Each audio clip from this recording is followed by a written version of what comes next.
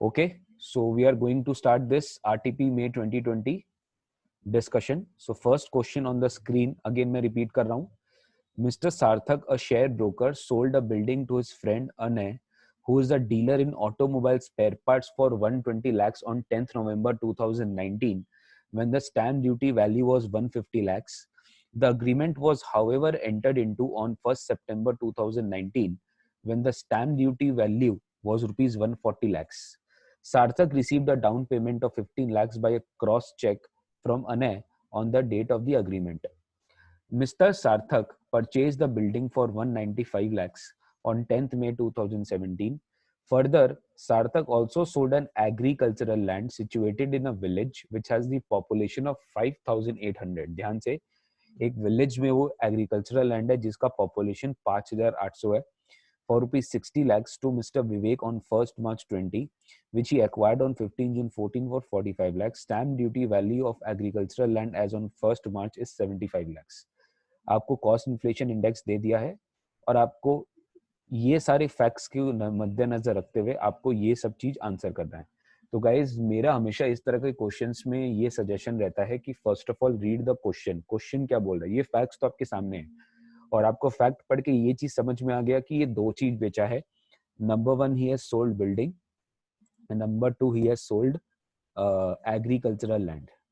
ये दोनों capital asset है कि नहीं, सबसे पहले ये देखिए. बिल्डिंग तो कैपिटल एसेट होगा ही, but agricultural land is not a capital asset because this is situated in rural area because population कितना है 5,800. now we have understood, याद होगा 2 किलोमीटर 6 किलोमीटर 8 किलोमीटर. अगर आपका पॉपुलेशन एरिया 10,000 से ज्यादा है, 1 लाख से 10,000 से ज्यादा और 1 लाख तक है तो 2 किलोमीटर रेंज. और वैसे वैसे जैसे जैसे आपका पॉपुलेशन बढ़ता रहेगा वैसे वैसे आपका किलोमीटर्स भी बढ़ता रहेगा. तो that is agricultural land in urban area. बाद बाकी एरिया क्या हो जाएगा, रूरल एरिया हो जाएगा. सो और वहां पे अपने पढ़े थे अगर बिलो 10,000 है तो बिलो 10,000 होगा तो agriculture land in rural area माना जाएगा and that is not a capital asset. तो 5,800 है तो ये कैपिटल एसेट ही नहीं है, इस पे कैप गेन लगेगा ही नहीं. ये चीज हमको प्राइमरी फीस ही समझ में आया.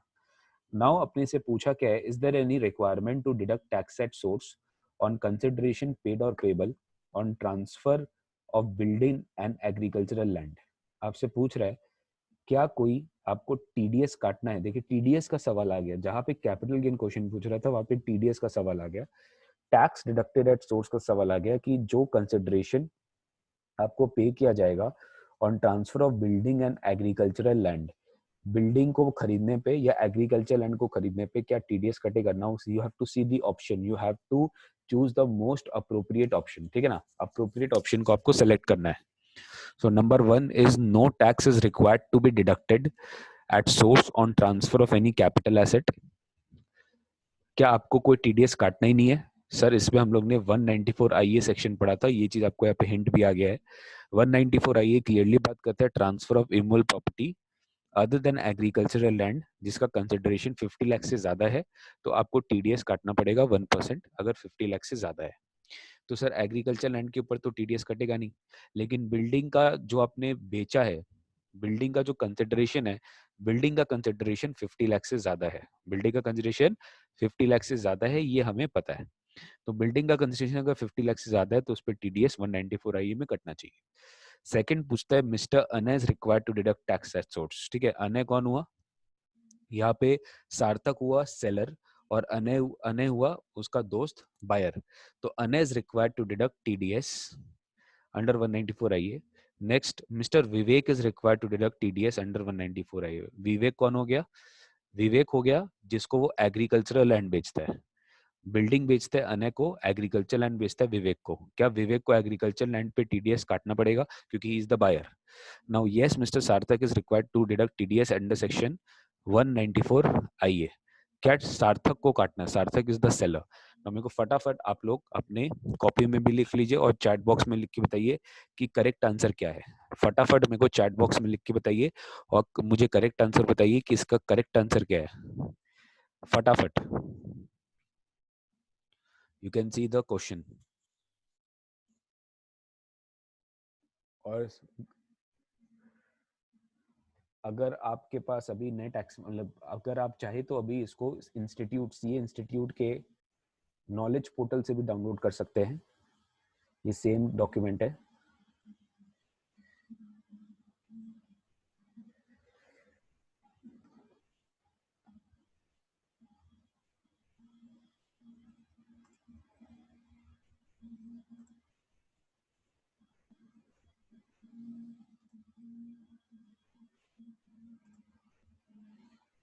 Yes please answer guys. ये 4 ऑप्शन है आपके सामने।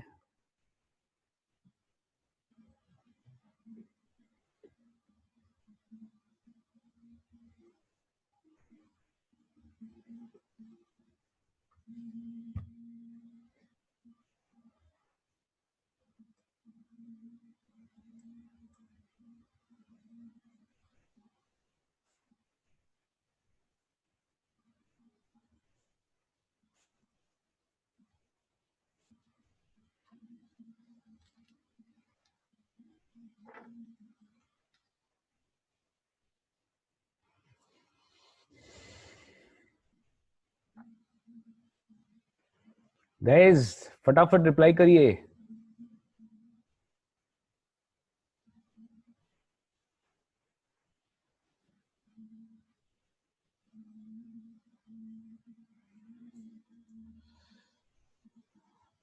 क्या हुआ?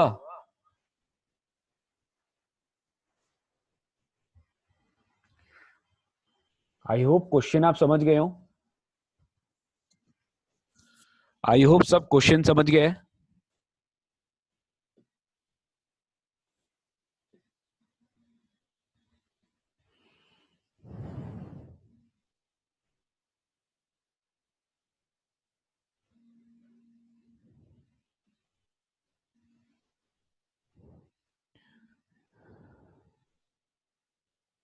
जो नहीं कर पा रहे रिप्लाई करिए। नहीं कर पा रहे रिप्लाई करिए, can not do.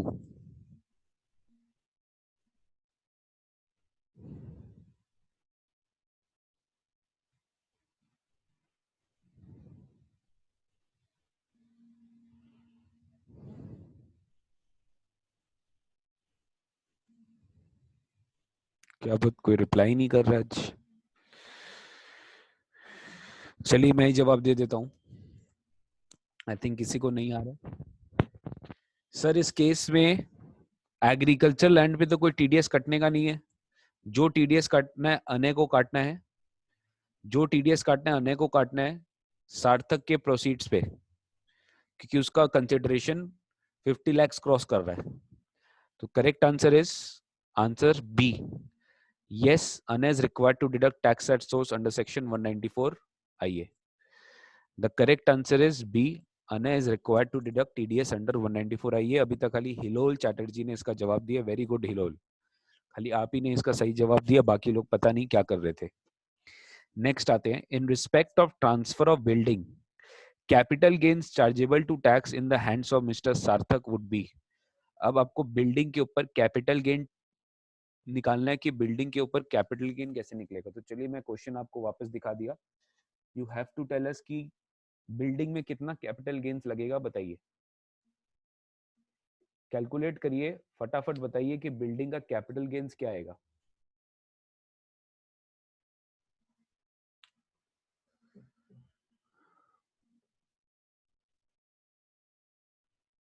You know the sale consideration, you know the cost, उसका इंडेक्सेशन करना है, बस निकल जाएगा कैपिटल गेन्स।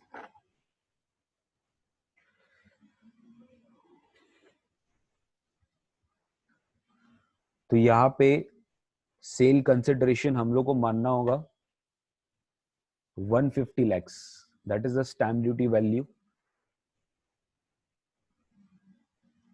हम लोग को sale consideration stamp duty value मानना पड़ेगा।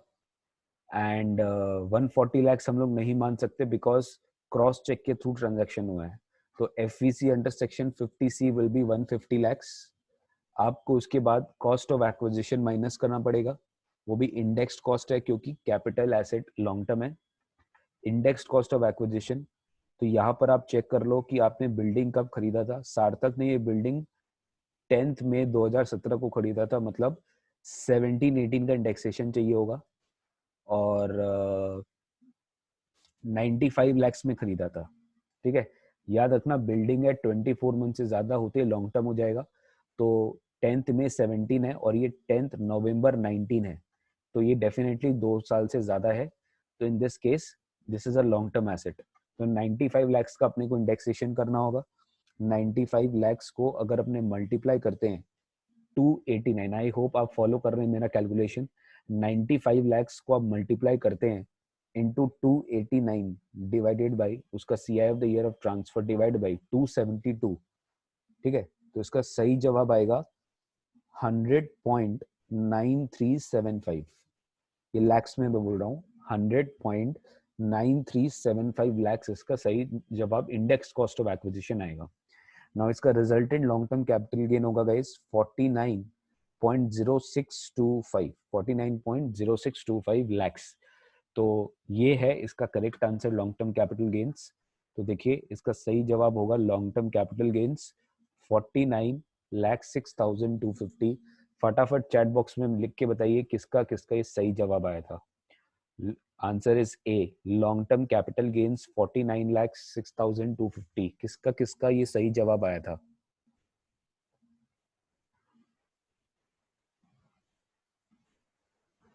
Very good Khushboo, I hope मेरी जो कैलकुलेशन आप समझ गए थे।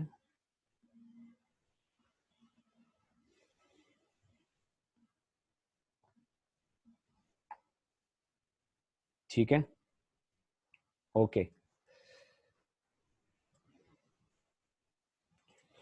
नेक्स्ट आते हैं, assuming that Sarthak has other income exceeding basic exemption limit, मतलब अगर उसके पास अदर इनकम भी है जो 2.5 लाख से ज्यादा हो रहा है, the tax payable excluding surcharge बोला, ठीक है, excluding surcharge and health cess, मतलब आपको वो 4% और सरचार्ज ये सब नहीं जोड़ना है। On transfer of building and agricultural land would be, अगर अज्यूम करो कि उसका अदर इनकम एक्सीड कर रहा है बेसिक एग्जामिशन लिमिट, तो टैक्स कितना पेबल होगा on the transfer of building and land. खाली आपको लायबिलिटी निकालनी है कैपिटल गेन की, ये बिल्डिंग और एग्रीकल्चर लैंड पे। तो गाइस एग्रीकल्चर लैंड पे तो कोई टैक्स नहीं आएगा because it is not a capital asset, उस पर कैपिटल गेन नहीं कैलकुलेट करेंगे। बट अभी अभी हम लोग ने लॉन्ग टर्म कैपिटल गेन निकाला है 49,06,250 का। तो इसके ऊपर आपको लॉन्ग टर्म कैपिटल गेन जैसे आपको पता है tax under section 112 eight the rate 20% देना पड़ता है। तो इसी के ऊपर अपने 20% निकाल देंगे 49,06,250। इसके ऊपर आपको सर्चार्ज सेस ऐड नहीं करने, क्लियरली बोला है उसमें। तो 49,06,250 के ऊपर आप 20% और मल्टीप्लाई करेंगे तो आपका जवाब आएगा 9,81,250। तो सही जवाब होगा 9,81,250 which is this. This is the correct answer 9,81,250। ये 20% टैक्स आपको देना पड़ेगा बिल्डिंग ट्रांसफर पे, ठीक है ना। Okay, next in respect of purchase of building from mister Sarthak, income chargeable to tax in the hands of Anay. ध्यान से सुनिए, सार्थक इज द ट्रांसफरर यानी the seller, but Anay is the buyer यानी द रेसिपिएंट। तो बायर अगर प्रॉपर्टी खरीद रहा है यानी बायर प्रॉपर्टी रिसीव कर रहा है, तो इन दिस केस बायर के साइड, बायर के पॉइंट ऑफ व्यू से प्रॉपर्टी मिलना is nothing but income from other sources. तो यहाँ पे आपको ऊपर आना पड़ेगा कि अनय के हाथ में इसका क्या ट्रीटमेंट होगा। सर देखिए ध्यान से, अनय ने 120 लाख रुपया में ये प्रॉपर्टी खरीदा था, जबकि उसका स्टैम्प ड्यूटी वैल्यू कितना था प्रॉपर्टी का 150 लाख। तो if you remember 56(2) clause 10 that any property, any immobile property receipt for lower consideration, the difference अगर exceed कर रहा है 50,000 और 5% of the consideration whichever is higher, तो in that case आपका जो difference है that will be taxable in the hands of the recipient। तो इस केस में अनय को 1.5 लाख की प्रॉपर्टी खाली 120 लाख में मिल रही है। तो जो डिफरेंस है 30 लाख का, जो डिफरेंस है 30 लाख का, वो टैक्सेबल हो जाएगा under income from other sources. तो कौन सा इनकम, कितना इनकम चार्जेबल होगा अनय के हाथ में, करेक्ट आंसर इज 30 लाख। तो ये था हमारा पहला 4 सवाल, पहला 4 आंसर। अगर ये सब जो है ये 2 मार्क्स ईच है, ठीक है, ये सब 2 मार्क्स ईच है। तो 2 into 4 8 मार्क्स का ये कैरेट वेट कैरी करता है बिकॉज ये केस स्टडी बेस्ड क्वेश्चन है। तो कौन स्टूडेंट सब बताएं कि क्या क्या आप लोग का आया है 2 into 4, किसका कितना राइट है। मतलब 4 क्वेश्चन है तो किसका 3 राइट है तो 3 लिखिए, 4 राइट है तो 4 लिखिए, 2 राइट है तो 2 लिखिए, 1 राइट है तो 1 लिखिए, कोई भी राइट नहीं है तो 0 लिखिए। प्लीज चैट बॉक्स में लिखिए guys, be we are fast please.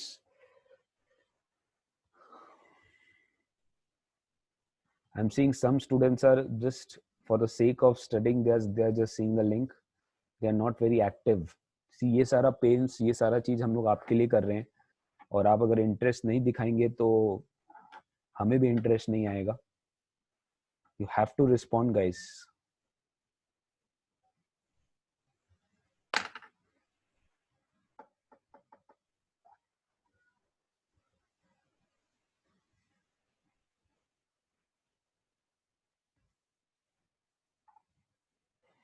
Okay.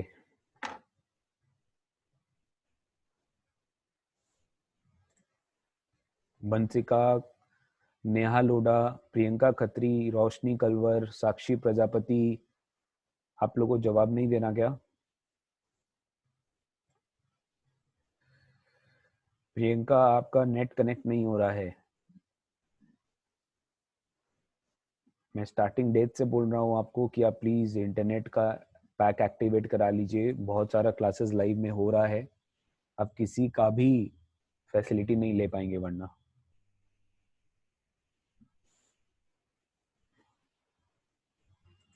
चलिए आगे बढ़ते हैं. क्वेश्चन 2.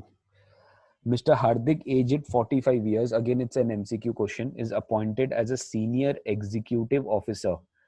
एक सीनियर ऑफिसर की तरह को अपॉइंट किया जाता है बॉम्बे में on 1 February 2019 in the scale of 35,000 dash 3500 dash 65,000. ये बेसिकली सैलरी ग्रेडेड सिस्टम है कि इसका हर साल इतना इतना रुपए से सैलरी बढ़ेगा.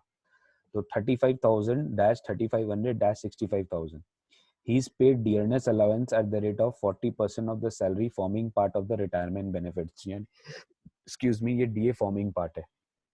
He is given rent-free unfurnished accommodation on 1st May 2019, which he occupied only from 1st October 19. The company pays lease rent of 5,000 per month. Company ने rent दिया 5,000 per month के हिसाब से. He has been provided a car of 2,000 cubic capacity, which is used by him for private purpose only. ध्यान से रखना, खाली private purpose के लिए यूज करता है. एक्चुअल कॉस्ट कार का है 8 lakhs. मंथली एक्सपेंडिचर कार का है 5,000, which is fully made by the employer, जो एम्प्लॉयर पूरा का पूरा मीट करता है. He pays lump sum premium of 1,50,000 towards the health insurance for self and his wife for 48 months on 1st October 2019 by account pay check. Account pay check के through पे करता है. He also contributes 1,50,000 towards PPF. ये सारा chapter 6 से deductions आ गया. ये perquisite on use of motor car आ गया. अब देखिए, आपको 3 सवाल पूछा गया guys. You have been asked 3 questions based on this. आप ऊपर में केस स्टडी को देखेंगे, ठीक है. सबसे पहले आपसे पूछा है value of rent free accommodation chargeable to tax in the hands of Hardik. सबसे पहले आपको आरएफए पूछ ली है, सैलरी का जवाब क्वेश्चन है. You have been asked how to calculate RFA, ठीक है. Now RFA we need to check. RFA का पॉइंट ये 2 ही पॉइंट है बस इनफैक्ट आरएफए में. इनफैक्ट आपको सैलरी भी कैलकुलेट करना पड़ेगा आरएफए निकालने के लिए, अगर आपको याद है तो. In RFA we had studied accommodation का नेचर पे आपका कैलकुलेशन डिपेंड करता है. Accommodation is in the nature that it is owned by the employer, then आपका सैलरी का कुछ percentage is calculated as RFA.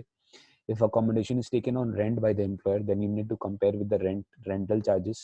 If the accommodation is given in hotel, then you have to compare with the hotel charges. तो यहाँ पे अपने को check करना है कि accommodation का नेचर क्या है. यहाँ पे बोला है क्लियरली कि कंपनी रेंट पे करता है, यानी it is taken on rent. तो यहाँ पे 15% ऑफ सैलरी, ठीक है. क्या होगा बताओ? 15% ऑफ सैलरी और lease rent whichever is higher. 15% of salary or lease rent whichever is lower, ठीक है. ये दोनों का जो लोअर होगा उसी के वही क्या होगा, परक्विजिट माना जाएगा. तो यहाँ पे ध्यान से देखिए, कंपनी ने आरएफए दे दिया था 1 मई को, बट ऑक्यूपाई हुआ 1 अक्टूबर से, यानी आपको अक्टूबर से कैलकुलेट करना पड़ेगा. 5 में आई मीन 1 में से आप कैलकुलेट नहीं कर सकते. तो अक्टूबर से मार्च गिव्स यू 6 months. तो 6 into 5,000 gives you 30,000. 6 into 5,000 gives you 30,000. तो 30,000 तो आपका रेंटल चार्जेस आ गया, और आपको अब कैलकुलेट करना पड़ेगा 15% ऑफ सैलरी. नाउ इसमें आपको सैलरी का मतलब पता होगा. सैलरी मतलब basic salary plus DA forming part plus commission plus taxable allowances, बस इसमें तो सर खाली बेसिक है प्लस डीए फॉर्मिंग पार्ट है। तो यहाँ पे सबसे पहले आपको बेसिक सैलरी निकालना पड़ेगा प्लस उसका डीए फॉर्मिंग पार्ट निकालना पड़ेगा। तो गाइज यहाँ बहुत क्लियरली दिया हुआ है कि ये 1 Feb 19 को ये अपॉइंट हुआ था। तो 1 Feb 19 को अगर अपॉइंट हुआ था तो 1 Feb 19 से एक साल कितना हो गया, 31 जनवरी 2020। हमें 1920 चाहिए, हम कौन सा साल देख रहे हैं, हम 1920 देख रहे हैं, यानी 1 4 19 से लेके 31 मार्च 20 देख रहे हैं। आई होप आप मेरा बात सुन रहे हो और लिख रहे हैं, ठीक है। We are seeing the period 1 4 19, 1 April 19 to 31 March 20।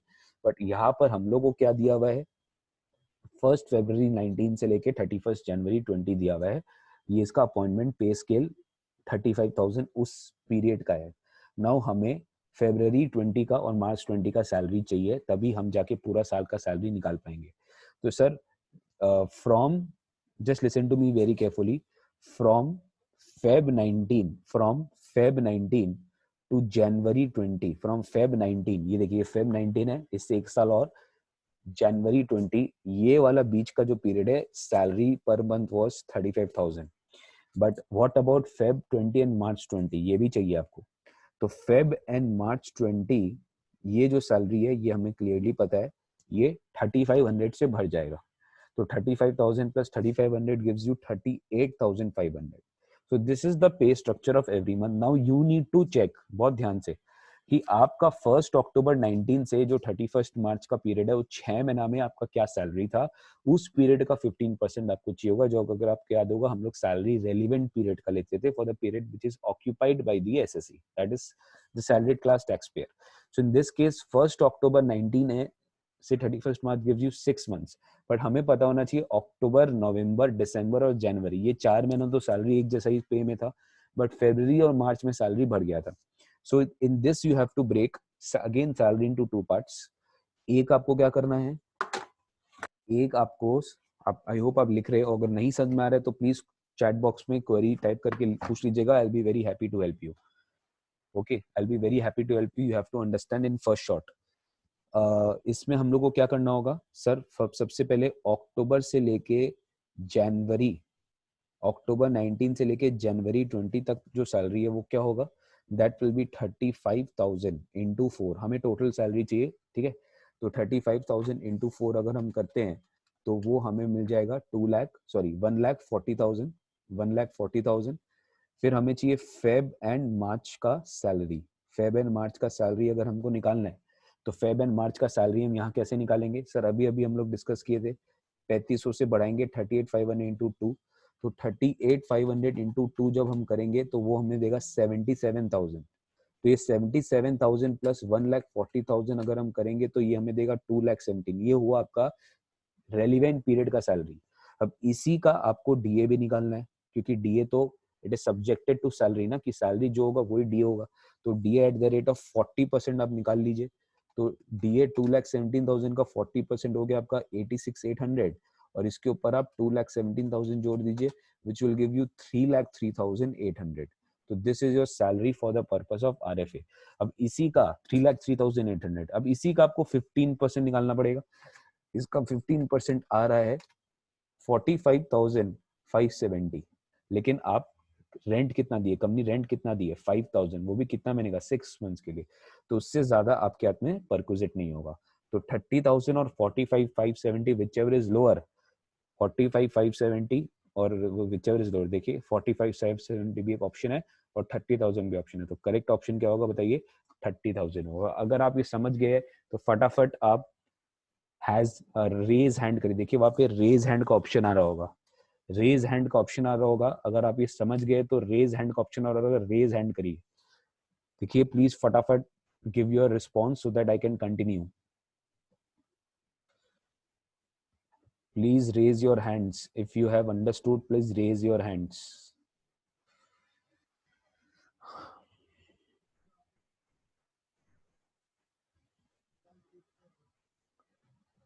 Nitisha Shah, Ranjit Shaw, Suman Bera, please hands raise करिए। हिलोल चैटर्जी,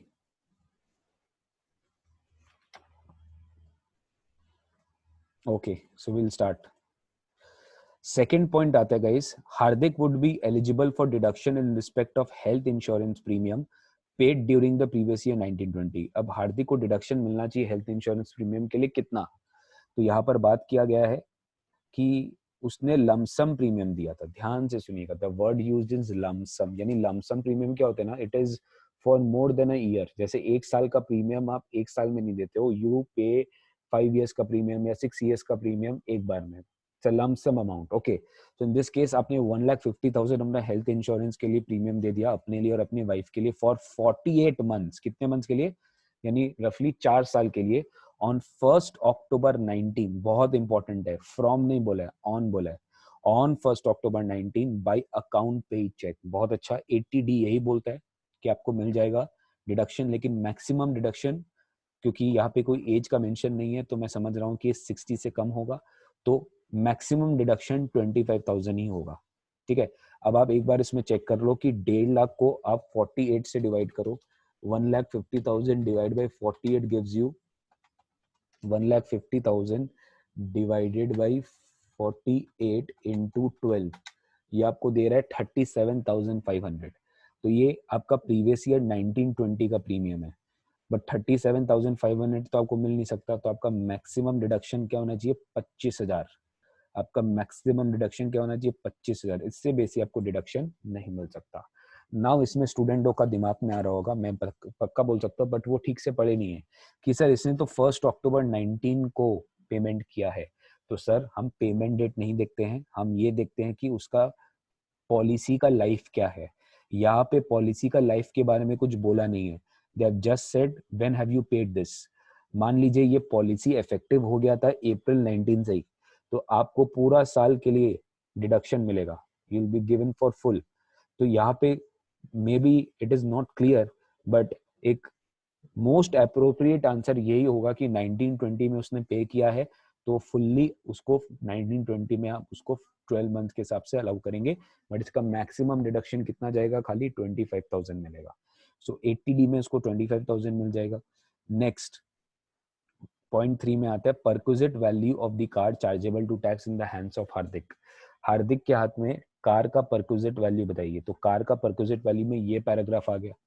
तो he has been provided a car of 2000 cc, मतलब बड़ा गाड़ी की छोटा गाड़ी, 1.6 से ज्यादा है तो बड़ा गाड़ी है, लेकिन ये खाली प्राइवेट पर्पस के लिए यूज करता है।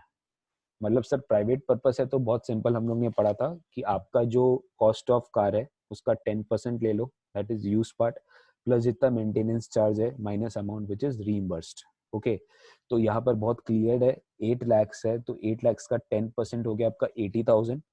80,000 में आपका फिर monthly expenditure of car, monthly बोला है, ठीक है, मंथली कार का monthly expenditure basically and monthly maintenance cost is 5,000, तो साल का है 60,000।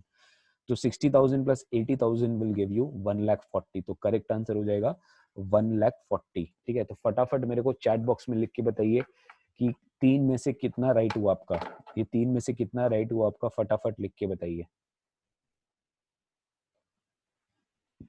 फटाफट लिख के बताइए 3 में से कितना राइट हुआ।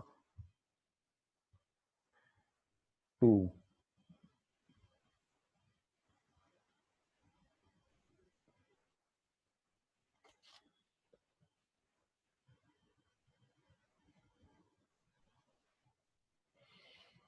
Okay,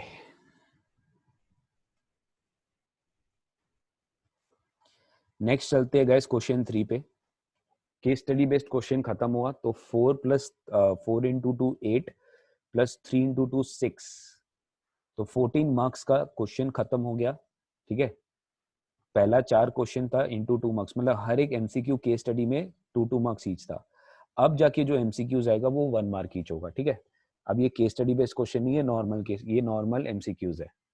mister Raghav has 3 houses for self occupation. Mister Raghav has 3 houses for self-occupation. What would be the tax treatment for AY 2021 in respect of income from house property? आपको चारों ऑप्शन पढ़ना है और उसमें से बेस्ट सुटेबल ऑप्शन का जवाब देना है। One house at the option of Mr. Raghav would be treated as self-occupied. The other 2 houses would be deemed to be let out. मतलब आप एक घर को मानोगे SO एंड बाकी सारे घर को मानोगे DLO। Two houses at the option of Raghav would be treated as self-occupied. The other house would be deemed to be let out. C. One house, please अभी आंसर मत दीजिएगा, चारों आंसर पढ़ लीजिए, आपको मोस्ट अप्रोप्रिएट ही जवाब देना पड़ेगा. One house at the option of the assessing officer would be treated as self-occupied. The other two houses would be deemed to be let out. ठीक है. Two houses at the option of AO would be treated as self-occupied. The other house would be deemed to be let out. तो फटाफट मेरे को chat box में लिख के बताइए, और अलग से भी आप अपना पेपर में लिख लीजिए कि इसका सही जवाब क्या होगा. कौन सा ऑप्शन इज करेक्ट? क्वेश्चन 3 का कौन सा ऑप्शन करेक्ट है? रोशनी सही जवाब, हिलोल सही जवाब. इन दोनों स्टूडेंट ने सबसे पहले सही जवाब दिया है. खुशबू, प्रियंका, वेरी नाइस, सबका सही जवाब. Correct answer is two houses at the option of Raghav would be treated as self-occupied and the other two houses, other house would be DLO.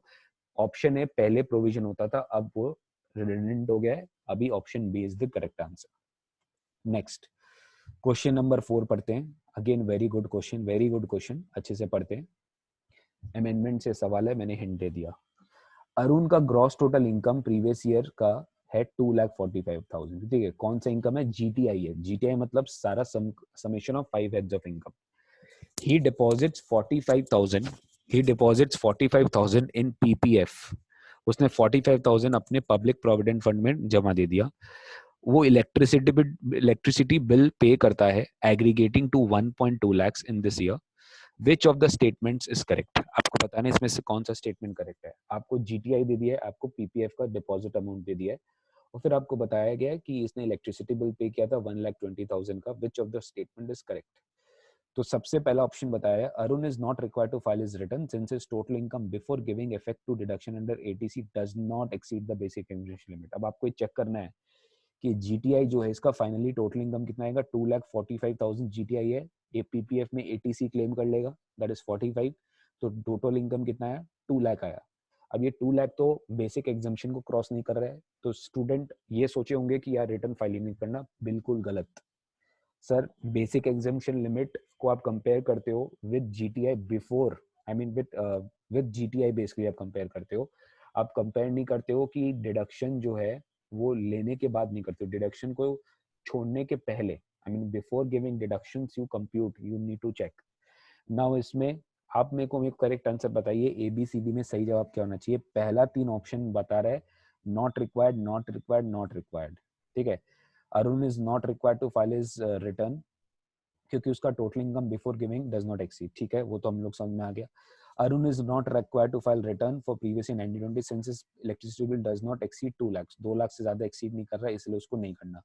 Arun is not required to file return since neither is total income under ATC exceeds the nor electricity bill. ठीक है. Now D बोलता है Arun is required to file his return since his electricity bill exceeds 1 lakh for the previous year 1990. मेरे को फटाफट chat box में लिख के बताइए कि इस 4 नंबर का सही आंसर क्या होना चाहिए. इस 4 नंबर का सही जवाब क्या होना चाहिए? हिलोल ने जवाब दिया है डी. यानी हिलोल बोल रहा है कि यस अरुण को रिटर्न फाइल करना पड़ेगा क्योंकि अरुण का इलेक्ट्रिसिटी बिल 1 लाख क्रॉस कर गया है. बाकी लोग प्लीज अपना जवाब दीजिए. Waiting for you. जो जितने भी स्टूडेंट्स मेरे को ये YouTube में भी देख रहे हैं, क्योंकि ये वीडियो रिकॉर्ड हो रहा है, लाइव सेशन रिकॉर्ड हो रहा है. अगर YouTube में पोस्ट होने के बाद अगर ये देख रहे हैं तो आप भी प्लीज सोच समझ के मेरे को रिप्लाई कीजिए.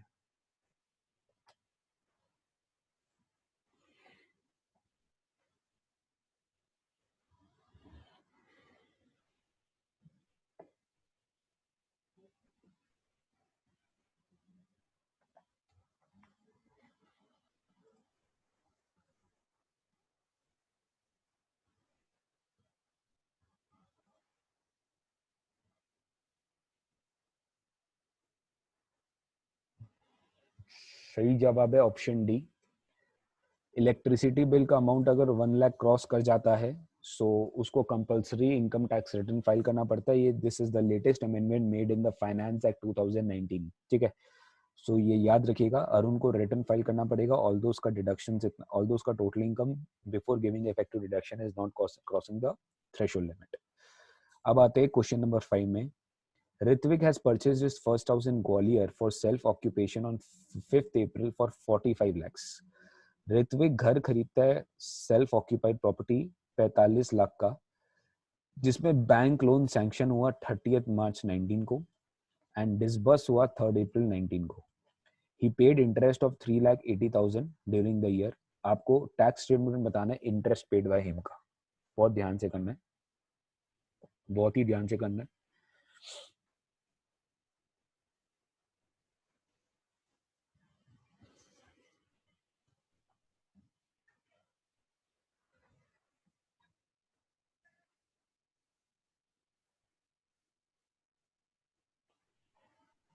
बताइए इसका सही जवाब क्या होगा।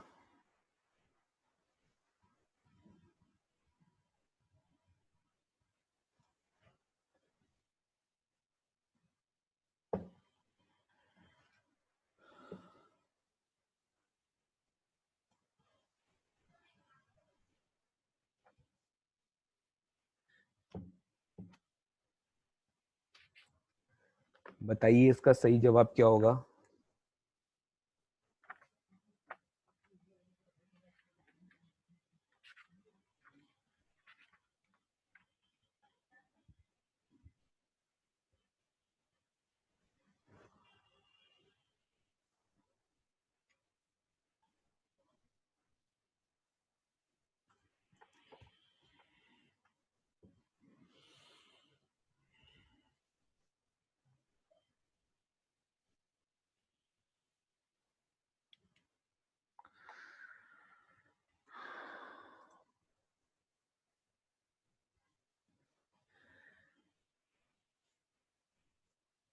Okay, let's start. Very good question. Self occupied property का जो इंटरेस्ट होता है उसका तो मैक्सिमम डिडक्शन हमें 2 लाख मिलता है, ये हम सब जानते हैं। तो 2 लाख तो अंडर सेक्शन 24 मिलेगा, इस पे कोई डाउट ही नहीं है। सेल्फ ऑक्यूपाइड प्रॉपर्टी का मैक्सिमम डिडक्शन हमें 2 लाख मिलता है, वो हमें डाउट ही नहीं है कि वो हमें मिलेगा कि नहीं मिलेगा, इस पे कोई डाउट ही नहीं है। 2 लाख का आपको सेल्फ ऑक्यूपाइड प्रॉपर्टी का डिडक्शन मिल जाएगा। नाउ इसमें गाइस कैच आता है कि ये बाकी का जो 1,80,000 है वो अब क्या करेंगे। तो स्टूडेंट के दिमाग में था 80EE।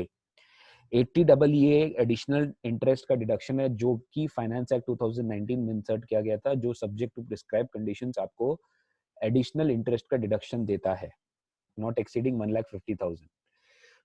मतलब मैक्सिमम डिडक्शन 80EE में 1,50,000 अलाउ होता था, सब्जेक्ट टू वेरियस कंडीशन, जिसमें से एक कंडीशन था कि आपका स्टैम्प ड्यूटी वैल्यू 45 लाख से ज्यादा नहीं होना चाहिए प्रॉपर्टी का, या फिर आपका जो maximum one house should be allotted to a particular person, owner should not have any other house owned. तीसरा एंड मोस्ट इंपॉर्टेंट कंडीशन था जो इस वाले सब में फुलफिल नहीं हुआ है कि बैंक लोन जो है वो सैंक्शन होना चाहिए ऑन और आफ्टर 1/4/19। बट यहाँ पे बैंक लोन सैंक्शन हो गया 30 मार्च 19 को। तो जो बैंक लोन सेक्शन हुआ है 30 मार्च को हुआ है और इस वजह से 80EE में फॉल नहीं करेगा। तो 80EE का डिडक्शन इसे नहीं मिलेगा जस्ट बिकॉज ये डेट दिया है। ठीक है, very very crucial, very very insignificant, but देखिए किस तरीके से सम को पूरा घुमा दिया, आंसर को घुमा दिया। This is what is expected from you when you are solving sums in tax and when you are learning the provisions in tax. तो यहाँ पे सही जवाब होगा A. I think only one of the student answer correctly, that is Suman Bera. Very nice answer कि interest खाली 2 लाख का liable होगा, 80EE में इसको कोई डिडक्शन नहीं मिलेगा। नेक्स्ट अब चलते हैं, very good question from long term capital gain का सरचार्ज, जो मैंने अमेंडमेंट क्लासेस में भी आपको करवाया था अलग से। Sir, during the previous year 1920 Ranjit has short term capital gain of 95 lakhs जो कि टैक्सेबल है 111A में, LTCGA 1110 lakhs जो टैक्सेबल अंडर सेक्शन 112A में, एंड बिजनेस इनकम है 90 lakhs का। Which one of the following statement correct है, कौन से स्टेटमेंट इसमें से करेक्ट है। तो सबसे पहले सरचार्ज लगेगा 25%, 2.95। अब ये सब छोड़िए, आपके हिसाब से आंसर क्या होना चाहिए, इस सारे ऑप्शंस को छोड़िए, आपके हिसाब से आंसर क्या होना चाहिए उसको, उस पर दिमाग लगाइए। और फिर कहाँ पे आपको वो ऑप्शन मिल रहा है, ए बी सी डी में कहाँ पे वो आपको ऑप्शन मिल रहा है, उसके हिसाब से your answer should be given. Where are you finding that option, you find that option and give your answer accordingly. Sir 95 lakhs plus 1110 lakhs plus 90 lakhs, total income कितना है, 2.95 करोड़ है। ठीक है, अब ये जो टोटल इनकम है 2.95 करोड़, ध्यान से देखिए, ये इंक्लूडिंग गेन्स है। ये क्या है, इंक्लूडिंग गेन्स है। ठीक है, सबसे पहले आपको याद होगा कि कैपिटल गेन के ऊपर मैक्सिमम सरचार्ज रेट जा सकता है 15%। ये हमारे अमेंडमेंट में आ गया था कि सर अगर आपका कैपिटल गेन के ऊपर सरचार्ज रेट आप कैलकुलेट करो तो 25% 15% से ज्यादा नहीं हो सकता है कोई भी हालत में। सर LTCG का surcharge rates, I mean sir overall surcharge rates क्या था? 50 lakhs exceeding not exceeding 1 crore तो 10%, 1 crore exceeding not exceeding 2 crore तो 15%, 2 crore exceeding not exceeding 5 crore तो 25% और एक्सीडिंग 5 करोड़ तो 37%। इसमें हम लोग ने पढ़ा था कैपिटल गेन के ऊपर मैक्सिमम रेट लग सकता है surcharge which is long term capital gain 112A वाला और short term capital gain 111A वाला। इस दो कैपिटल गेन पे मैक्सिमम रेट लग सकता है 15%।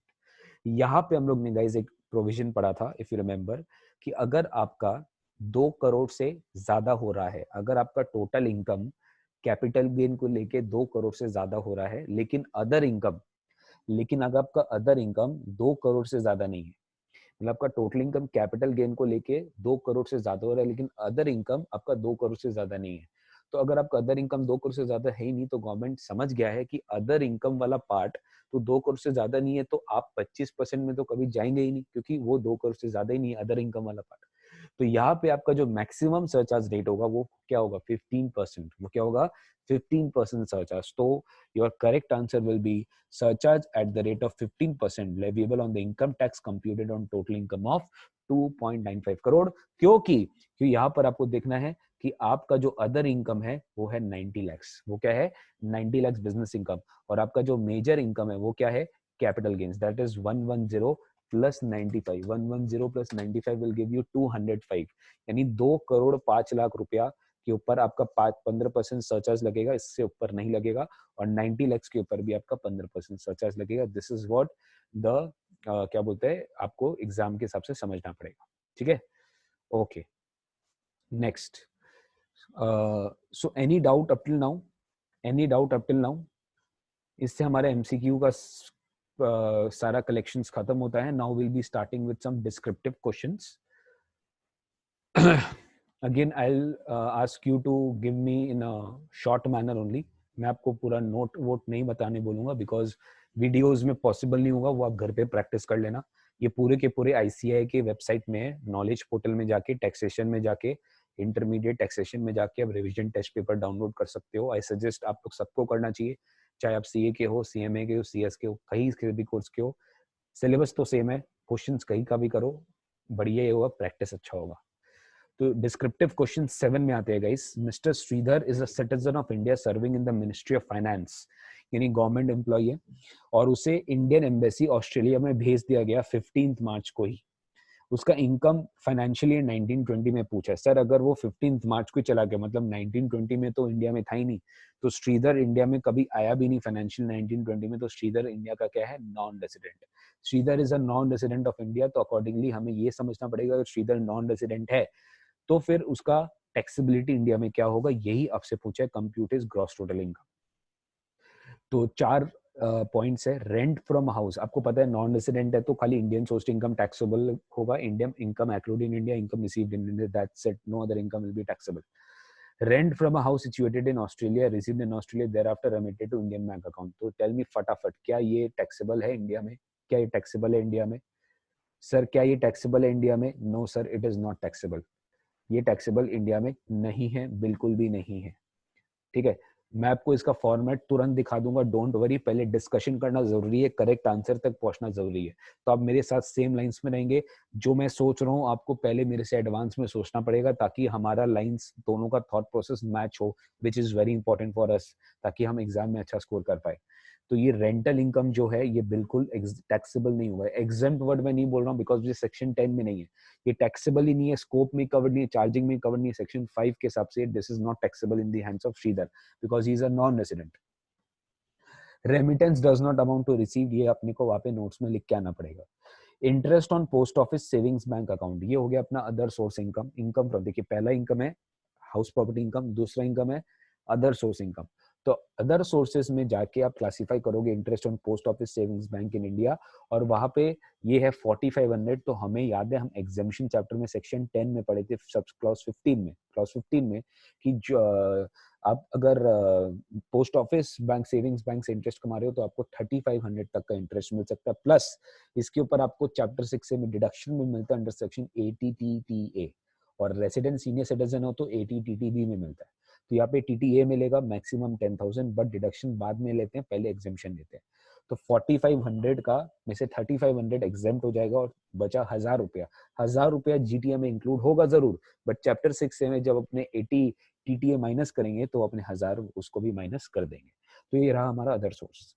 फिर आता है salary from government of India, very very important, section 9 में हम लोग ने पढ़ा था। गवर्नमेंट अगर किसी भी नॉन रेसिडेंट को सैलरी दे रहा है, किसी को भी सैलरी दे रहा है, that is deemed to accrue rise in India and it is fully taxable. तो गवर्नमेंट से उनको जो सैलरी मिल रहा है 9,25,000 का, ये इनके सैलरी में ऐड होगा। लेकिन ध्यान रहे गाइस, ध्यान रहे, सैलरी वर्ड आते ही मेरे दिमाग में एक चीज क्या आ गया, स्टैंडर्ड डिडक्शन। उन्हें स्टैंडर्ड डिडक्शन मिलेगा, फिक्स क्या है, 50,000 का फिक्स स्टैंडर्ड डिडक्शन मिलेगा अगर उनका सैलरी 50,000 से ज्यादा है तो 50,000 का स्टैंडर्ड डिडक्शन भी मैं लूंगा।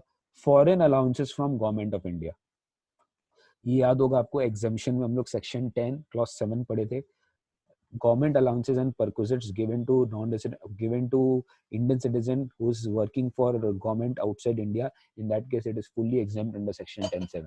तो सही जवाब है ये, क्या होगा, fully exempt होगा, ये इनकम में इंक्लूड ही नहीं होगा। तो अब मुझे बताइए जीटीआई क्या होगा, फटाफट आप मेरे को लिख के, मेरे को फटाफट चैट बॉक्स में लिख के बताइए आपके हिसाब से डिस्कशन के बाद इसका जीटीआई क्या होगा। प्रियंका सर, इलेक्ट्रिसिटी बिल वाला प्रोविजन कौन सा चैप्टर में कवर्ड है? Return of income. Priyanka, electricity bill वाला प्रोविजन रिटर्न ऑफ इनकम में मैंने पढ़ाया था, ठीक है। तो ये जो जीटीआई है, ये चारों को टोटल करके मेरे को बताइए आपका सबसे सही आंसर क्या है।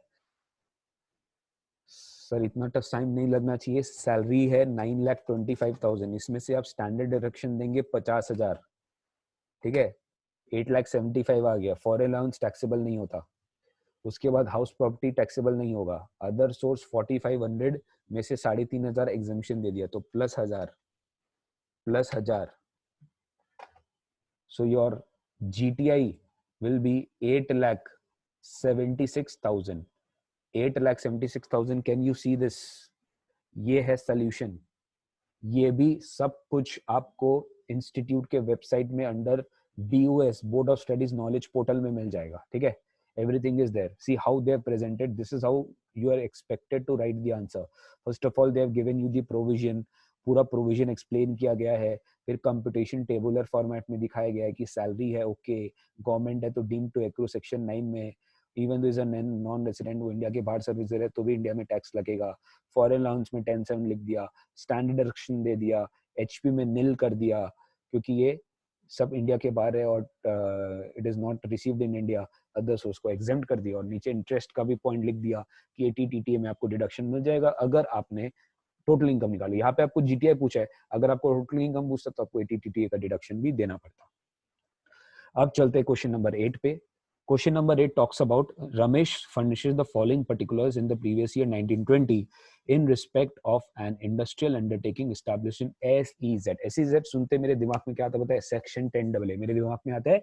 सेक्शन 10AA, 10AA में 10AA, 10AA मतलब SEZ में जो भी प्रॉफिट कमाया उसको अपोर्शन कर दो ET by TT। ET मतलब एक्सपोर्ट टर्नओवर, TET मतलब टोटल टर्नओवर। जितना परसेंटेज एक्सपोर्ट करेगा उतना परसेंटेज प्रॉफिट्स का डिडक्शन मिलेगा, डिडक्शन के लिए एलिजिबल होगा। उसके ऊपर पहला 5 साल 100% प्रॉफिट का डिडक्शन मिलेगा, उसके बाद 50% एंड अनदर 5 इयर्स, यानी फर्स्ट 5 इयर्स पे तो पूरा 100%, नेक्स्ट 5 इयर्स पे 50% और अनदर 5 इयर्स पे मैक्सिमम 50%। जितना आपने एसईजेड री इन्वेस्ट रिजर्व अकाउंट में डाला मैक्सिमम उससे ज्यादा आपको डिडक्शन नहीं मिलेगा, ठीक है। तो यहाँ पर एक चीज पॉइंट अपने को याद रखना था कि सर जो भी सेल प्रोसीड जा रहा है फॉर डिलीवरी ऑफ और फॉर एनी फ्रेट और इंश्योरेंस आउटसाइड इंडिया में, जैसे मान लीजिए मैं किसी कस्टमर को इनवॉइसिंग करता हूँ तो मैं गुड्स के लिए पैसा रिकवर करता हूँ, मैं फ्रेट के लिए भी पैसा रिकवर करता हूँ, इंश्योरेंस के लिए भी करता हूँ। तो फ्रेट इंश्योरेंस मेरे एक्सपोर्ट में नहीं आएगा और क्योंकि मेरे एक्सपोर्ट में नहीं आएगा वो मेरे टोटल टर्नओवर में भी इंक्लूड नहीं होगा। यानी मेरे को एक्सपोर्ट में से फ्रेट और इंश्योरेंस माइनस करना पड़ेगा जो इंडिया के बाहर मुझे गुड्स डिलीवर करने के लिए मिला है और मुझे टोटल टर्नओवर से भी माइनस करना पड़ेगा, ठीक है। इसके ऊपर एक बहुत फेमस लैंडमार्क जजमेंट है सुप्रीम कोर्ट का जो आपको भी इंटर लेवल पे नहीं पढ़ना है। You just maintain yourself, I mean just inter level पे आपको बस ये समझना है कि हाँ जो भी चीज है इंडिया के बाहर आपने फ्रेट और इंश्योरेंस के वजह से पैसा रिसीव किया वो आपको एक्सपोर्ट से भी माइनस करना है और वो आपको टोटल टर्नओवर से भी माइनस करना है। तो यहाँ पे सर टोटल सेल्स है 85 लाख, एक्सपोर्ट सेल्स है 45 लाख, डोमेस्टिक सेल्स से मुझे मतलब नहीं है, प्रॉफिट है 20 लाख का। तो बहुत ही सिंपल है, आप 85 में से 5 को हटा दिए क्योंकि एक्सपोर्ट सेल्स फाइनेंशियल ईयर का फ्रेट और इंश्योरेंस लेके 5 लाख है फॉर डिलीवरी आउटसाइड इंडिया। आपको डिडक्शन निकालना अंडर सेक्शन 10AA। ध्यान से देखिए, आप मार्च 14 में ये क्या बोलते हैं इंडस्ट्री अंडरटेकिंग एस्टैब्लिश किए थे, तो 15, 16, 17, 18, 19 अभी 5th ईयर है, सॉरी अभी 6th ईयर है। अभी कौन सा ईयर है? 6th ईयर है। पहला 5 साल फ्रॉम द सेटअप, तो मार्च 14 में क्या, तो मार्च 15, 16, 17, 18, 19, और हम अभी कौन से ईयर में? 19, 20। तो मार्च 20 में आपको निकालना है आपका डिडक्शन क्या है फाइनेंशियली एंडिंग। तो आप 5th ईयर के बाद हो 6th ईयर में, तो आपको 50% वाले ब्रैकेट में आप गिरोगे। ये चीज आपको ध्यान रखना पड़ेगा। सो 20 lakhs इंटू 40/80, क्योंकि 5 लाख आपको इसमें से माइनस करना पड़ेगा जो आप 5 लाख रिसीव किए for return insurance and total turnover से भी माइनस करना पड़ेगा। तो it will be 20 into 40/80 which is half. So 20 into 40/80 will give you how much? That is basically your 10 lakhs. That is basically your 10 lakhs. तो 10 lakhs जो हमारा होगा वो प्रॉफिट एलिजिबल फॉर डिडक्शन होगा। उसके बाद हमें क्या करना पड़ेगा? 50%। That is my total deduction. 50% इसलिए क्योंकि 5 साल के बाद जो अगला 5 साल का ब्लॉक है उसके लिए आपको 50% डिडक्शन मिलता है। एंड ये जो 50% आपको जो डिडक्शन मिलता है, इसके ऊपर आप जो ये 50% डिडक्शन मिलता है, इसके लिए इसके ऊपर आपको 10AA का डिडक्शन मिलता है 5 लाख। यानी आपका 10 लाख का इनकम है, उसके ऊपर 5 लाख का डिडक्शन, ये 5 लाख आपका नेट इनकम है जो आपका टैक्सेबल होगा under your PGBP income. So this is how you will calculate your answer. Next आता है guys question number 9। Are you following me? Are you following me? मजा आ रहा है आपको करने में? फटाफट बताइए। अगर मजा आ रहा है तो लिखिए ऑसम। अगर मजा आ रहा है तो लिखिए ऑसम। चैट बॉक्स में फटाफट लिख के बताइए ऑसम। अगर आपको मजा आ रहा है तो लिखिए awesome. If you are liking it then write awesome. Awesome लिखिए अगर लाइक कर रहे तो। नहीं लिख नहीं नहीं अगर अच्छा लग रहा है तो you don't have to write anything. I am not forcing you. अगर इस तरह के क्वेश्चन सॉल्व करके आपका कॉन्फिडेंस बूस्ट हो रहा है, मजा आ रहा है, आपको लग रहा है हाँ कुछ आता है, एग्जाम प्रिपेयर्ड है, तो ऑसम लिखिए। खाली 3 स्टूडेंट्स को लग रहा है ऑसम, उनको लग रहा है, बाकी किसी को नहीं लग रहा है। चलो कोई बात नहीं, आपको भी लगने लगेगा थोड़ी देर में। बाकी लोग तो हमको लग रहा है बस छोड़ के चले गए होंगे। They are just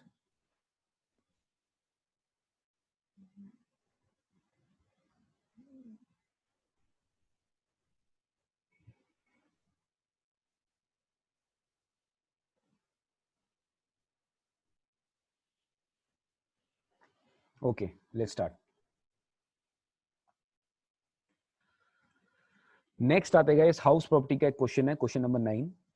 miss Daya resident of India, बहुत ध्यान से, हाँ साथ साथ करते रहेंगे मेरे। हाँ, miss Daya resident of India owns house property at Panipat in Haryana. एक ओनर है प्रॉपर्टी की। म्युनिसिपल वैल्यू लिख लीजिए फटाफट, एक जगह लिख लीजिए, करते रहना आपको साथ साथ। म्युनिसिपल वैल्यू है 8,50,000, फेयर रेंट है 7,30,000 और स्टैंडर्ड रेंट है 8,20,000। म्युनिसिपल वैल्यू है 8,50,000, फेयर रेंट है 7,30,000 एंड स्टैंडर्ड रेंट है 8,20,000। तो जीएवी कितना होगा? उसके लिए सबसे पहले आपको ईआर निकालना होगा, एक्सपेक्टेड रेंट। एक्सपेक्टेड रेंट क्या होगा? MV and FR whichever is higher but not exceeding standard rent. MV and FR whichever is higher but not exceeding standard rent which is 8,20,000। ठीक है। अब आपको बोल रहा है कि प्रॉपर्टी आपने लेट आउट किया 85,000 पर month for the period April to December, मतलब 9 महीना ये प्रॉपर्टी आपने लेट आउट किया। तो आपका एक्चुअल रेंट क्या होगा? 85,000 इंटू 9, 85,000 into 9 which is 7,65,000। आपका एक्चुअल रेंट है 85,000 into 9 which is 7,65,000। उसके बाद क्या बोला है? Thereafter the tenant vacated the property and Daya used the house for self occupation। उसके बाद दया क्या किया? अपना सेल्फ ऑक्यूपाइड पर्पस के लिए यूज करने लग गया। यानी ये प्रॉपर्टी क्या पार्टली लेट आउट है और पार्टली सेल्फ ऑक्यूपाइड है पीरियड वाइज। 9 महीना के लिए तो लेट आउट है, 3 महीना के लिए सेल्फ ऑक्यूपाइड है, बट ओनरशिप तो पूरा साल है। Rent for the November month and December could not be realised. Okay, November and December का रेंट जो है वो रियलाइज नहीं कर पाया। ठीक है, वेट करो क्या ये डिडक्शन अलाउ होगा कि नहीं होगा, नीचे देखना पड़ेगा। Daya has not instituted any legal proceedings, तो आप लेस करोगे अनरियलाइज रेंट 0, आपको लिखना पड़ेगा वहां पे, क्योंकि दया ने इंस्टीट्यूट नहीं किए लीगल प्रोसीडिंग्स, तो rule four not satisfied, and since rule four not satisfied no deduction of any of I mean unrealise rent from the actual rent in computing house property. तो ये चीज आप समझेंगे। तो ये हो गया मेरा ये, बस और कुछ है नहीं इसमें, इसमें और कुछ है नहीं गाइस। फिर आपको बोल दिया आपने म्यूनिसिपल टैक्स दिया है 12% और आपने इंटरेस्ट दिया 50,000, तो गाइज इसमें कोई लिमिट नहीं है, सेल्फ ऑक्यूपाइड है नहीं, ये प्रॉपर लेट आउट प्रॉपर्टी है। तो इंटरेस्ट आप जो पे किए हैं, रिपेयर्स वाला जो मैक्सिमम डिडक्शन है वो खाली सेल्फ ऑक्यूपाइड प्रॉपर्टी के लिए, वो और कोई प्रॉपर्टीज के लिए कोई डिडक्शन नहीं है। लेट आउट प्रॉपर्टी के लिए लिमिट का there is no limit on interest, आप 50,000 पूरा क्लेम कर सकते हो, ठीक है। सो अब मेरा जो जीएवी आएगा वो आ जाएगा क्या, higher of ER and AR 8,20,000। अब 8,20,000 के पास बस आप स्टार्ट कर दो। म्यूनिसिपल टैक्स कितना पे कियो, 12% पे कियो, ठीक है। अब म्यूनिसिपल वैल्यू आपको सब में दिया है, म्यूनिसिपल वैल्यू कितना है सब में, इट इज 8,50,000। तो 8,50,000 का 12% निकाल लीजिए। 8,50,000 का 12% है 1,02,000। 8,50,000 का 12% है 1,02,000। सो दिस इज 7,18,000। इसके ऊपर आपको स्टैंडर्ड डिडक्शन मिलेगा under section 24A which is 0.3 which gives you 2,15,400, ठीक है। स्टैंडर्ड डिडक्शन मिलेगा 2,15,400। उसके बाद आप इंटरेस्ट ऑन लोन का डिडक्शन लेंगे 24B विच इज 50,000। ये आप डिडक्शन ले लिए 50,000 का, ठीक है ना। तो 8,20,000 सॉरी 7,18,000 माइनस 2,15,400 माइनस 50,000, ये आपको दे देगा 4,52,600। ये आपको दे देगा 4,52,600, ठीक है। यही आपसे पूछा था, यही आपसे पूछा था कि आपका इनकम फ्रॉम हाउस प्रॉपर्टी क्या होगा। यही आपसे पूछा था कि आपका इनकम फ्रॉम हाउस प्रॉपर्टी क्या होगा। देखिए एग्जैक्टली उसी तरीके से यहाँ भी दिया हुआ है। आपको सारा नोट्स देना पड़ेगा, आपको सारा नोट्स देना पड़ेगा। आपने 8,20,000 कैसे निकाला, आपने एक्चुअल रेंट कैसे निकाला, आपने अनरियलाइज्ड रेंट माइनस क्यों नहीं किया, जीएवी लिया, फिर उसके बाद म्यूनिसिपल टैक्स माइनस किया, फिर डिडक्शन माइनस किया, इंटरेस्ट में आपने फुली अलाउ क्यों किया, बिकॉज ये लेट आउट प्रॉपर्टी के लिए, ये सेल्फ ऑक्यूपाइड प्रॉपर्टी के लिए नहीं है, ठीक है ना। So this was very easy some I would say. इस तरह का इससे भी डिफिकल्ट सम लोग हाउस प्रॉपर्टी में कर चुके हैं, which came in the revision test paper of C institute. Question number 10 में आइए, वेरी वेरी गुड। इसको तो बहुत ही अच्छे से करना है अपने को। अगर ये इस तरह का सवाल अगर आ गया ना तो बहुत डेडली सवाल है, मैं बोलूंगा थोड़ा सा डेडली सवाल आप लोग के लिए। डेडली सवाल इसलिए क्योंकि इसमें आईडीटी भी थोड़ा बहुत मिक्स किया, जो मेरे हिसाब से इंस्टीट्यूट कर सकता है for CA students, but CMA students के लिए भी पहले किया हुआ है, बट मेरे हिसाब से नहीं करना चाहिए, बिकॉज देर वो मान के नहीं चल सकते कि सब स्टूडेंट दोनों ग्रुप एक साथ दे रहा है, क्योंकि सीएमए में ग्रुप 1 ग्रुप 2 में डीटी आईडीटी अलग अलग होता है। So but anyways we need to take this, and जितना पॉसिबल हो सके एग्जाम के सारे क्वेश्चंस मैं आपको यहाँ करवा रहा हूँ। तो क्वेश्चन नंबर 10 में एक बार आप आओगे देखोगे, इट इज वेरी सिंपल, बहुत ही अच्छा एक सम था जिसको इन्होंने इनडायरेक्ट टैक्स के साथ लिंक किया, और जिन्होंने आईडीटी किया है वो बहुत ही अच्छे से इसको समझ लेंगे। मैं देख रहा हूँ धीरे धीरे करके पार्टिसिपेंट्स छोड़ रहे हैं, and it is very sad to see. Please आप मत जाइए, बस थोड़ी देर में हम इसको खत्म कर देंगे, बहुत ज्यादा बाकी मेरे पास नहीं है।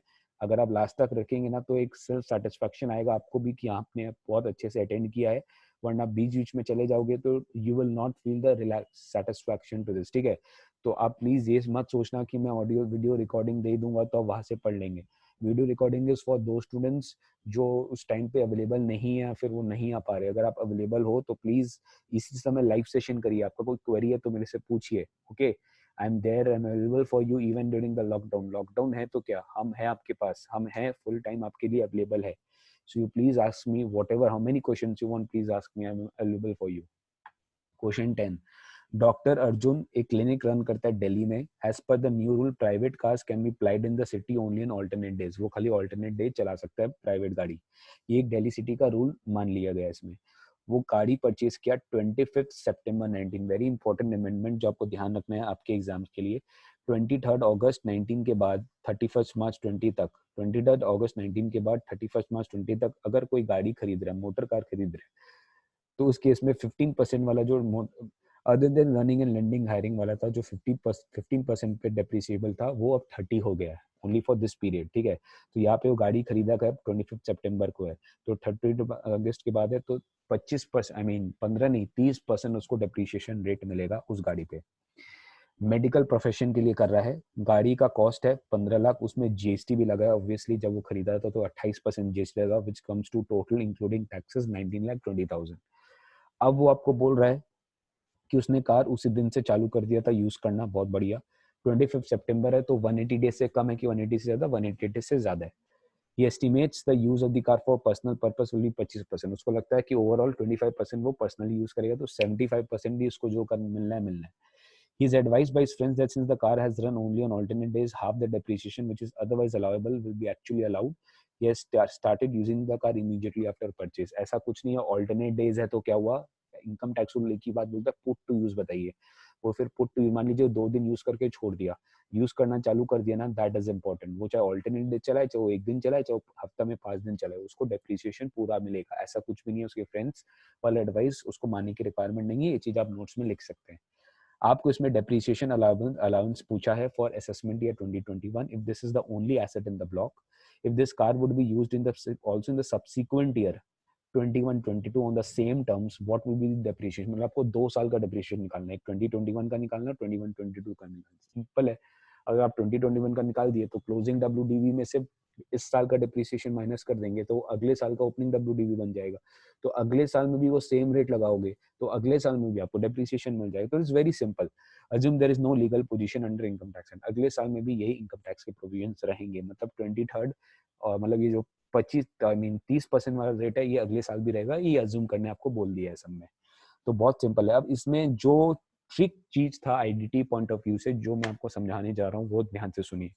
स्टूडेंट के दिमाग में चल रहा है सर यहाँ पे हमारे लिए एसेट का कॉस्ट क्या है, क्या हम टैक्स इंक्लूडिंग लेंगे कि टैक्स एक्सक्लूडिंग लेंगे। इस पॉइंट से रिलेटेड हम जीएसटी में ऑलरेडी बात पढ़ चुके थे, if you remember that if you are treating tax as a part of the cost of the asset, then you will not be eligible to claim any input tax credit in GST।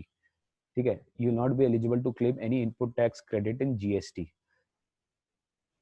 You will not be eligible to claim any input tax credit in GST। अगर आप इसका depreciation claim ले लेते हो income tax में तो आप GST का क्रेडिट नहीं ले सकते, but obviously you can not take dual benefit under 2 laws on the same acquisition. यहाँ पे गवर्नमेंट ने बोला कि नहीं ऐसा नहीं है, तो ठीक है कोई दिक्कत नहीं है, बट आप थोड़ा सा ध्यान लगा के सुनना। यही पे मैं मेरे को लगा कि थोड़ा सा अनजस्टिफाइड हुआ है, बट ठीक है। प्रैक्टिकल एंड सेंस में बात करें एंड फ्यूचर सेंस में बात करें, so you should have a bare minimum idea कि सर कार का इनपुट टैक्स क्रेडिट नहीं मिलता है as per section 17(5), it is a block credit. ये हम लोग पढ़े थे मोटर व्हीकल्स। मोटर व्हीकल्स का क्रेडिट खाली 4 केसेस में मिलता है, if you are using it for further supply of motor vehicles, if you are using it for passenger transportation services, या फिर if you are using it for giving some training on driving services. इसी तरीके के cases में आपको motor vehicles का credit मिलता है। यहाँ पे तो वो अपने बिजनेस पर्पस के लिए यूज कर रहा है, उसको मोटर व्हीकल्स का क्रेडिट मिलने का ही नहीं है। तो अगर उसको मोटर व्हीकल्स का क्रेडिट मिलने का ही नहीं है तो जीएसटी में तो उसको बेनिफिट ही नहीं मिल रहा, उसको बेनिफिट खाली इनकम टैक्स में मिलेगा। तो अगर बेनिफिट लेना है तो उसको इसका कॉस्ट का पार्ट मानना पड़ेगा। तो 19,20,000 will be the actual cost. इसके ऊपर आपको डेप्रिसिएशन निकालना पड़ेगा। अब इसमें बात क्या है कि 25% तो बोल ही दिया कि ये पर्सनल पर्पस के लिए, प्राइवेट पर्पस के लिए। तो आपको क्या करना पड़ेगा, 19,20,000 जो एक्चुअल कॉस्ट है, सबसे पहले तो आप उसको 75% कर दीजिए, क्योंकि 25% तो वो गया ही गया। 75% पे आपको क्या बोलते हैं 30% रेट निकालना पड़ेगा आपका डेप्रिसिएशन, बिकॉज ये 23 अगस्त के बाद हुआ है। तो 19,20,000 के ऊपर अगर मैं 75% के हिसाब से करूं इनटू 30%, तो my answer comes 4,32,000। This is my depreciation for assessment year 2021, जो मेरा फर्स्ट प्रीवियस ईयर 1920 है। अब अगर मैं 19,20,000 को जो मेरा एक्चुअल ब्लॉक था उसमें मैं माइनस कर दूं 4,32,000 डेप्रिसिएशन जो मेरा इस साल का है, तो 19,20,000 को मैं इस साल से माइनस कर दूं तो मेरे को अगले साल का दैट इज असेसमेंट ईयर 21-22 का ओपनिंग डब्ल्यूडीवी मिल जाता है 14,88,000। अब इस पे भी मैं सेम चीज करूंगा, मैं 75% के हिसाब से मैं सेम कर रहा हूँ कि मैं यूज कर रहा हूँ प्राइवेट पर्पस के लिए 25% और मेरे को 30% डेप्रिसिएशन मिलेगा, तो इंटू 0.75 इंटू 30%, तो मेरा अगले साल का डेप्रिसिएशन हो जाएगा 21-22 का 3,34,800। ठीक है, 3,34,800। तो 3,34,800 को अगर मैं माइनस करता हूँ 14,88,000 से, तो मेरा क्लोजिंग WDV आ जाता है 11,53,200। सो this is how you were asked कि आपको डेप्रिसिएशन पूछा है, खैर कोई बात नहीं, आपको डेप्रिसिएशन पूछा है। तो देखिए इंस्टीट्यूट ने इसका आंसर किस तरीके से निकाला है, आप देख सकते हैं। हायर रेट अलाउ किया है क्योंकि ये परचेज हुआ during this period 23 August to 31 March 20, ठीक है। और उसके बाद since the depreciation actually allowed would be restricted to 75%, ये हुआ है। और ये दो आपका सही आंसर आया, 4,32,000 और 3,34,000। ये दो अलग अलग साल का आपको डेप्रिसिएशन निकालने बोला गया था।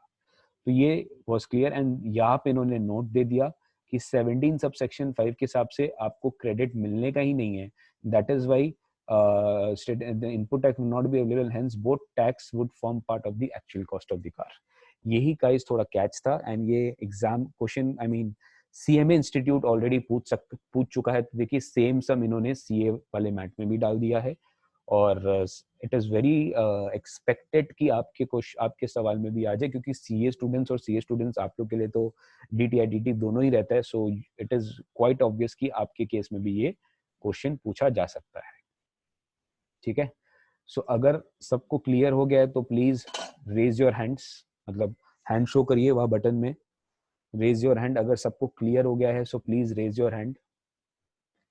It was a very good question I would से।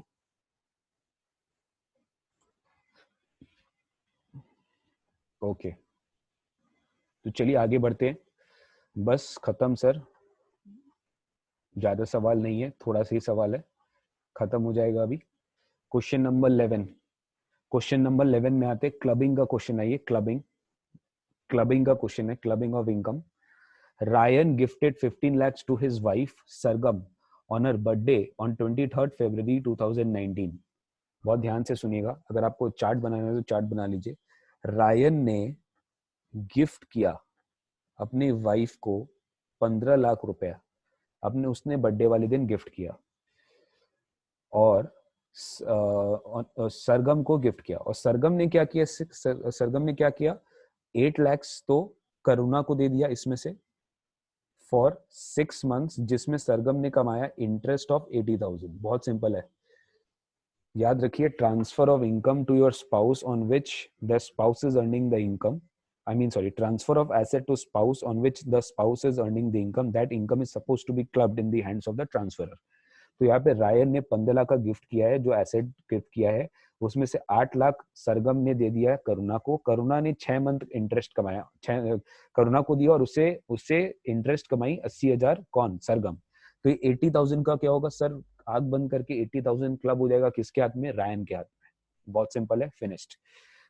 अब ये बात कर रहे हैं कि द सेड सम ऑफ 80,000, मतलब जो इंटरेस्ट कमाई है कौन, Karuna, this was further invested in shares of a listed company on 5 October. मतलब ये जो है ये फर्दर एक कंपनी का शेयर्स में इन्वेस्ट किया गया, जो सोल्ड हुआ 96,000 में ऑन 28 मार्च 20। मतलब आपने इसको खरीदा अक्टूबर में 19 में और बेच दिया मार्च 20। मतलब ये शॉर्ट टर्म है, बहुत ध्यान से सुनिएगा।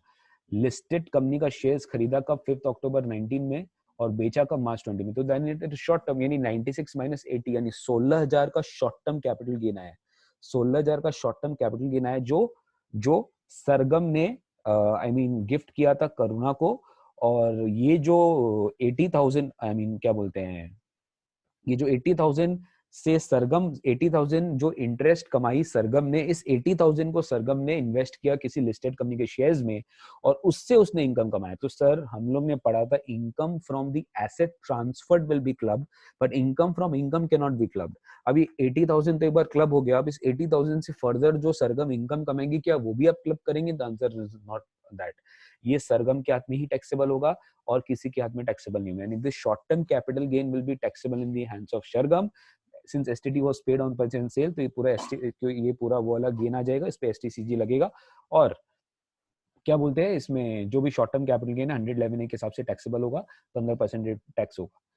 The balance amount of gift was invested in 1 अप्रैल, मतलब 8 लाख में इधर हो गया, 7 लाख क्या हुआ 1 अप्रैल को वो इन्वेस्ट कर दी as capital by Sargam in a new business.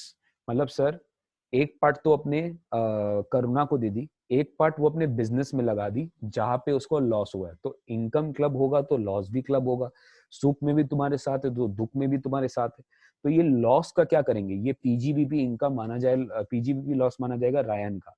तो 50,000 will be lost in the hands of Ryan. That's it. यही आपसे पूछा गया है कि in whose hands the above income and loss shall be included, assuming that the capital investment is entirely of the funds gifted by her husband. देखिए बहुत important था ये जो बिजनेस था, अगर इसमें कुछ भी पार्ट खुद सरगम का होता ना तो लॉस के भी टुकड़े होते। जितना पोर्शन रायन का था उतना ही रायन को लॉस मिलता, जितना पोर्शन खुद सरगम का था वो लॉस वो खुद ले लेती।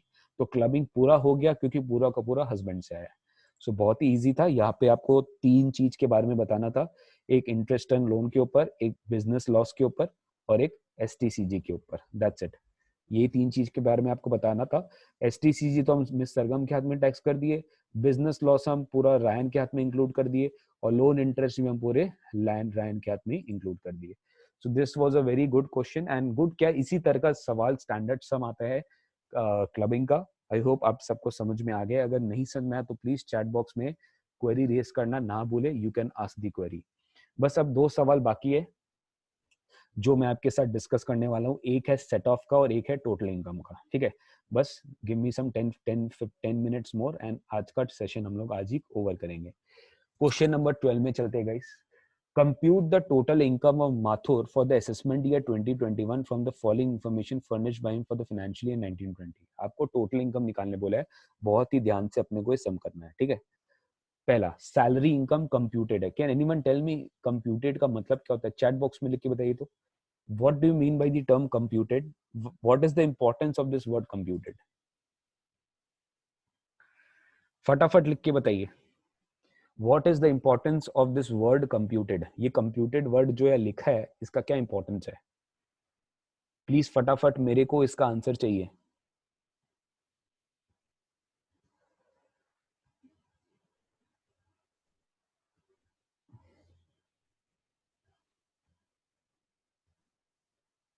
No one,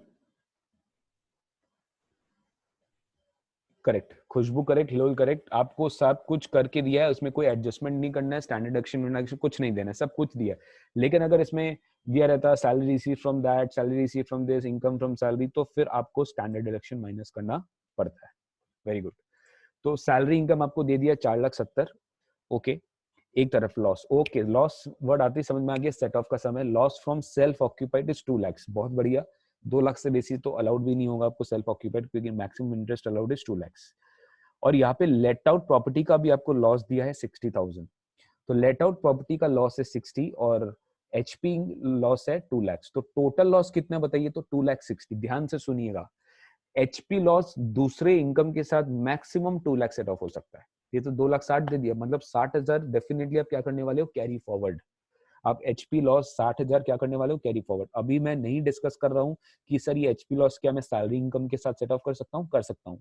but guys set off provisions में एक चीज ध्यान रखिएगा, सेट ऑफ प्रोविजंस में क्लियरली लिखा हुआ है you will set off as per your benefit. अगर कोई ऐसा इनकम है जो अलाउड है टू बी सेट ऑफ, जहाँ पे रेट ऑफ टैक्स ज्यादा लगेगा, तो आप वहां पे सेट ऑफ करेंगे as compare to other income जहाँ रेट ऑफ टैक्स कम लगेगा।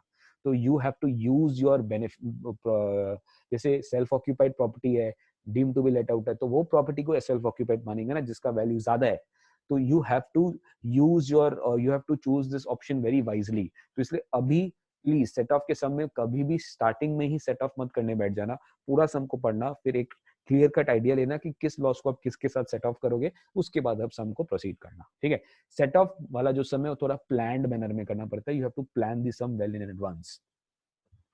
तो 2,60,000 gives you the total loss from the house property. ठीक है, अब आया स्पेक्यूलेशन बिजनेस और प्रॉफिट। तो ये लॉस प्रॉफिट के साथ एडजस्ट हो गया और ये जो 40,000 इसमें बचेगा, ये क्या कर देंगे आप, speculative business carry forward to the next year. Income from trade and manufacturing business 3,50,000 हो गया आपका पीजीबीपी इनकम, बिजनेस इनकम है। पीपीएफ डिपॉजिट का इंटरेस्ट सर ये अदर सोर्स में जाएगा लेकिन पूरा एग्जेम्प्ट हो जाएगा, तो हमें इसको कुछ मतलब नहीं है, पूरा का पूरा एग्जेम्प्ट इनकम है। एलटीसीजी है 2,10,000 और एसटीसीएल है शॉर्ट टर्म कैपिटल लॉस के ऊपर कोई पाबंदी नहीं, वो छोटा है, बड़ा को थोड़ा सा प्रॉब्लम है लॉन्ग टर्म, छोटा को कोई प्रॉब्लम नहीं है, वो आसानी से इसके साथ सेट ऑफ हो जाएगा। Investment in tax saver deposit, again this is ATC, tax saver deposit का जो इन्वेस्टमेंट है एटीसी में जाएगा। Brought forward loss of business of AY 14-15, again ये बिजनेस इनकम 3.5 लाख का है, तो पीजीबीपी का देखिए करंट ईयर में पीजीबीपी को कोई लॉस है, डिप्रिसिएशन कुछ नहीं है, तो सीधा आपको क्या जाना है, ब्रॉड फॉरवर्ड में जाना है।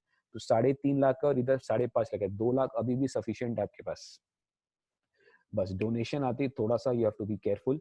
Donation to a charitable trust recognised under 12AA approved under 80G paid by cheque, charitable trust को दिया है तो सर 50% वाला में जाएगा, और विद सीलिंग लिमिट की without limit, with ceiling limit में जाएगा, तो थोड़ा सा ध्यान से करना पड़ेगा। Sir what is ceiling limit, 10% of adjusted GTI, तो ये अभी नहीं करना, ये अपने बाद में देखेंगे जब अपने लास्ट में टोटल इनकम निकालेंगे ना, तो टोटल इनकम निकालने के पहले आपको चैप्टर 6 से डिडक्शन चाहिए, और मैंने आपको बोला था एटीजी जब आप कैलकुलेट करोगे तो एटीजी हमेशा लास्ट में करना, कि एटीजी में आपको एडजस्टेड जीटीआई चाहिए होता है, और एडजस्टेड जीटीआई मतलब क्या, जीटीआई में से जितने भी डिडक्शंस है चैप्टर 6 के अदर देन एटीजी उस सबको माइनस करना पड़ेगा, माइनस जितने भी स्पेशल इनकम है लॉन्ग टर्म कैपिटल गेन वाला, वो उसको भी आपको माइनस करना पड़ेगा।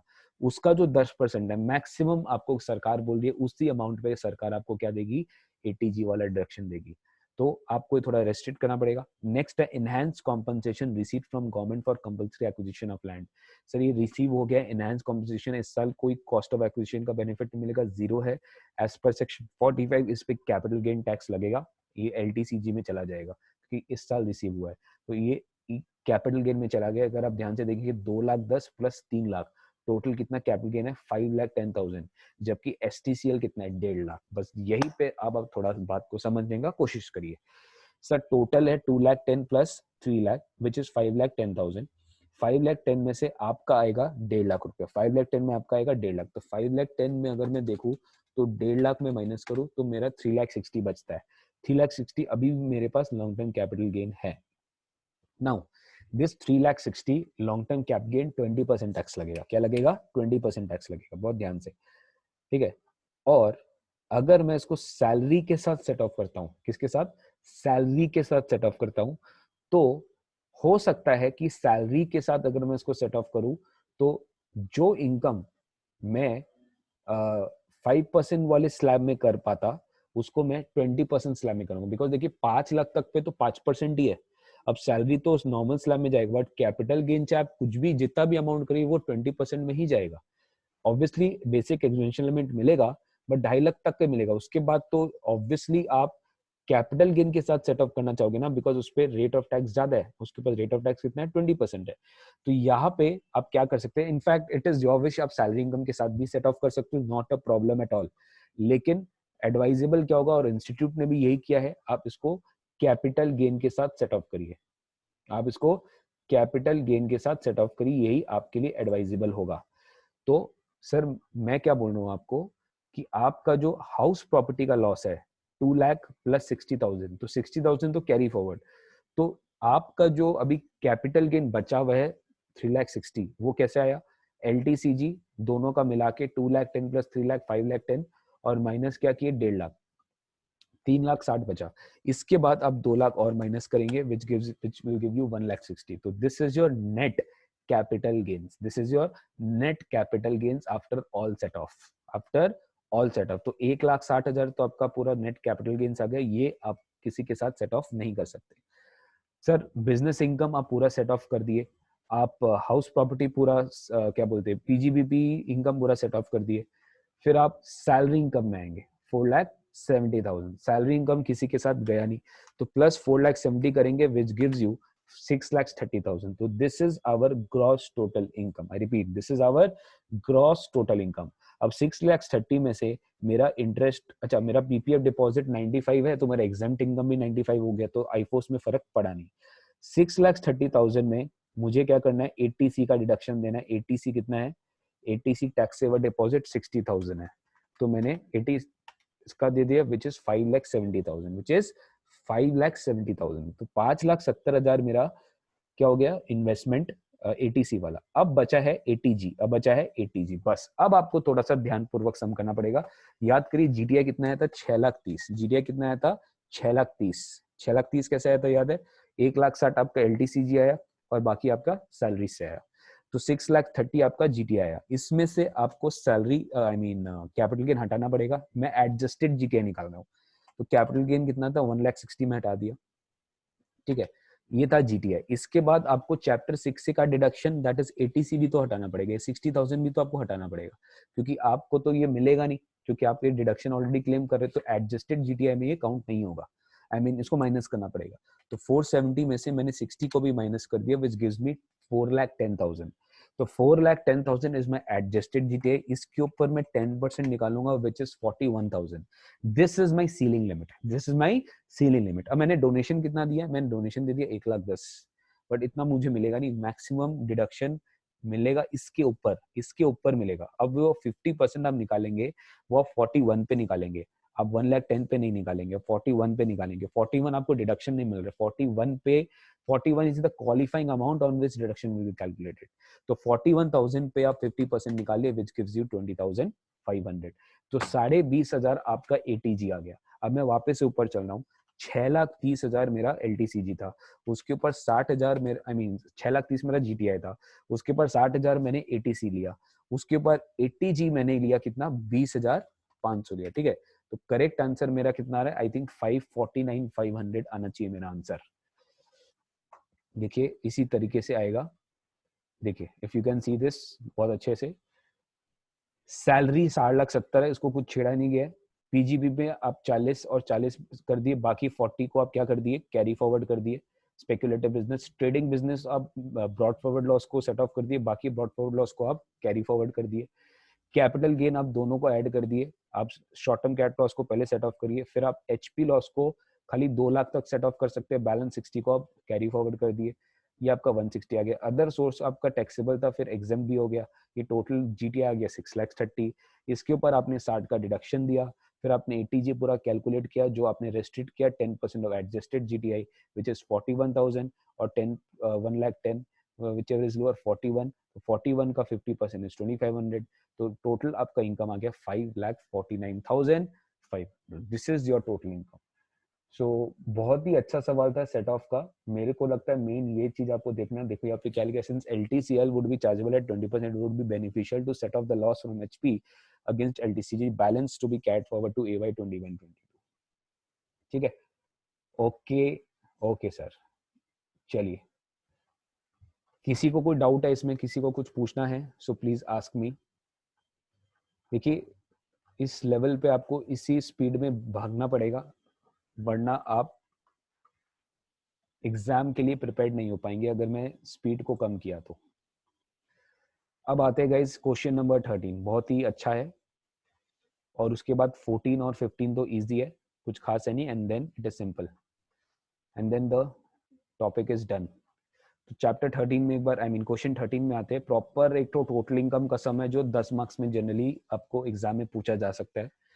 मनोहर एक रेसिडेंट इंडिविजुअल है, 53 इयर्स का, कंसल्टेंसी सर्विसेज दे रहा है। उसका इनकम एक्सपेंडिचर अकाउंट इस साल का आपको दे दिया है कि ये सारा खर्चा है, ये इनकम है। आपका एक्सेस ऑफ इनकम मतलब नेट प्रॉफिट आपका इतना है, और ये सारे आपके एडजस्टमेंट्स है। ठीक है, ये सारे आपके एडजस्टमेंट्स है। आपको टोटल इनकम निकालना और टैक्स लायबिलिटी निकालना है। पिछले साल का कंसल्टेंसी फीस है 52 लाख, यानी इसका टैक्स ऑडिट होता है, इसका टैक्स ऑडिट होता है क्योंकि 50 लाख से ज्यादा है तो आपको टैक्स ऑडिट कराना पड़ेगा। ठीक है, ओके। तो अगर मैं थोड़ा सा एडजस्टमेंट्स पे पहले मैं ध्यान देता हूँ, जो मैं जिस तरीके से मैं आपको क्लास में कराता हूँ उसी तरीके से मैं भी कर रहा हूँ। जस्ट एक बार मान के चलो, आप अपने दिमाग में जस्ट एक इमेजिन करो कि आप net profit as per PNL account लिख रहे हो, वहां पे आपका 49,25,500 आएगा, पीजीबीपी इनकम निकाल रहे हो। ठीक है, 49,25,500। अब इसमें आप क्या क्या ऐड करोगे, आप कौन हो, मनोहर हो, इंडिविजुअल हो, ध्यान रखिएगा इंडिविजुअल हो, सैलरी नॉर्मल है, मोटर कार नॉर्मल है, डेप्रीसिएशन को आप ऐड कर दोगे। 49,25,500 में से मैं आप डेप्रीसिएशन, क्योंकि बुक डेप्रीसिएशन है ये नहीं लिया जाएगा, ये आप ऐड कर दोगे 87,500। मेडिकल एक्सपेंस देखा जाए तो पर्सनल है, but we need to wait. Computer purchase एक कैपिटल एक्सपेंडिचर है, इसको आप ऐड करना ही करना है क्योंकि आपके ब्लॉक ऑफ एसेट में जाएगा जिसपे आपको डेप्रिसिएशन मिलेगा, तो आप 90,000 को भी ऐड कर दोगे। फिर आता है बोनस, अगेन अलाउड होगा, जनरल एक्सपेंस अलाउड होगा, ऑफिस एडमिनिस्ट्रेटिव अलाउड होगा, ठीक है। कंसल्टिंग फीस आपका इनकम है। प्रॉफिट फ्रॉम एचयूएफ, ये आपके एचयूएफ में टैक्सेबल होगा, यहाँ पे टैक्सेबल नहीं होगा, ये बेसिकली एग्जेम्प्ट होता है आपके हाथ में सेक्शन 10 में। तो आपको ये माइनस कर देना है 55,000, माइनस कर दीजिए क्रेडिट साइड से 55,000। सेविंग्स बैंक डिपॉजिट, अगेन ये आईफोस में जाएगा, हम पीजीबीपी निकाल रहे हैं तो हमको माइनस करना पड़ेगा 25,000।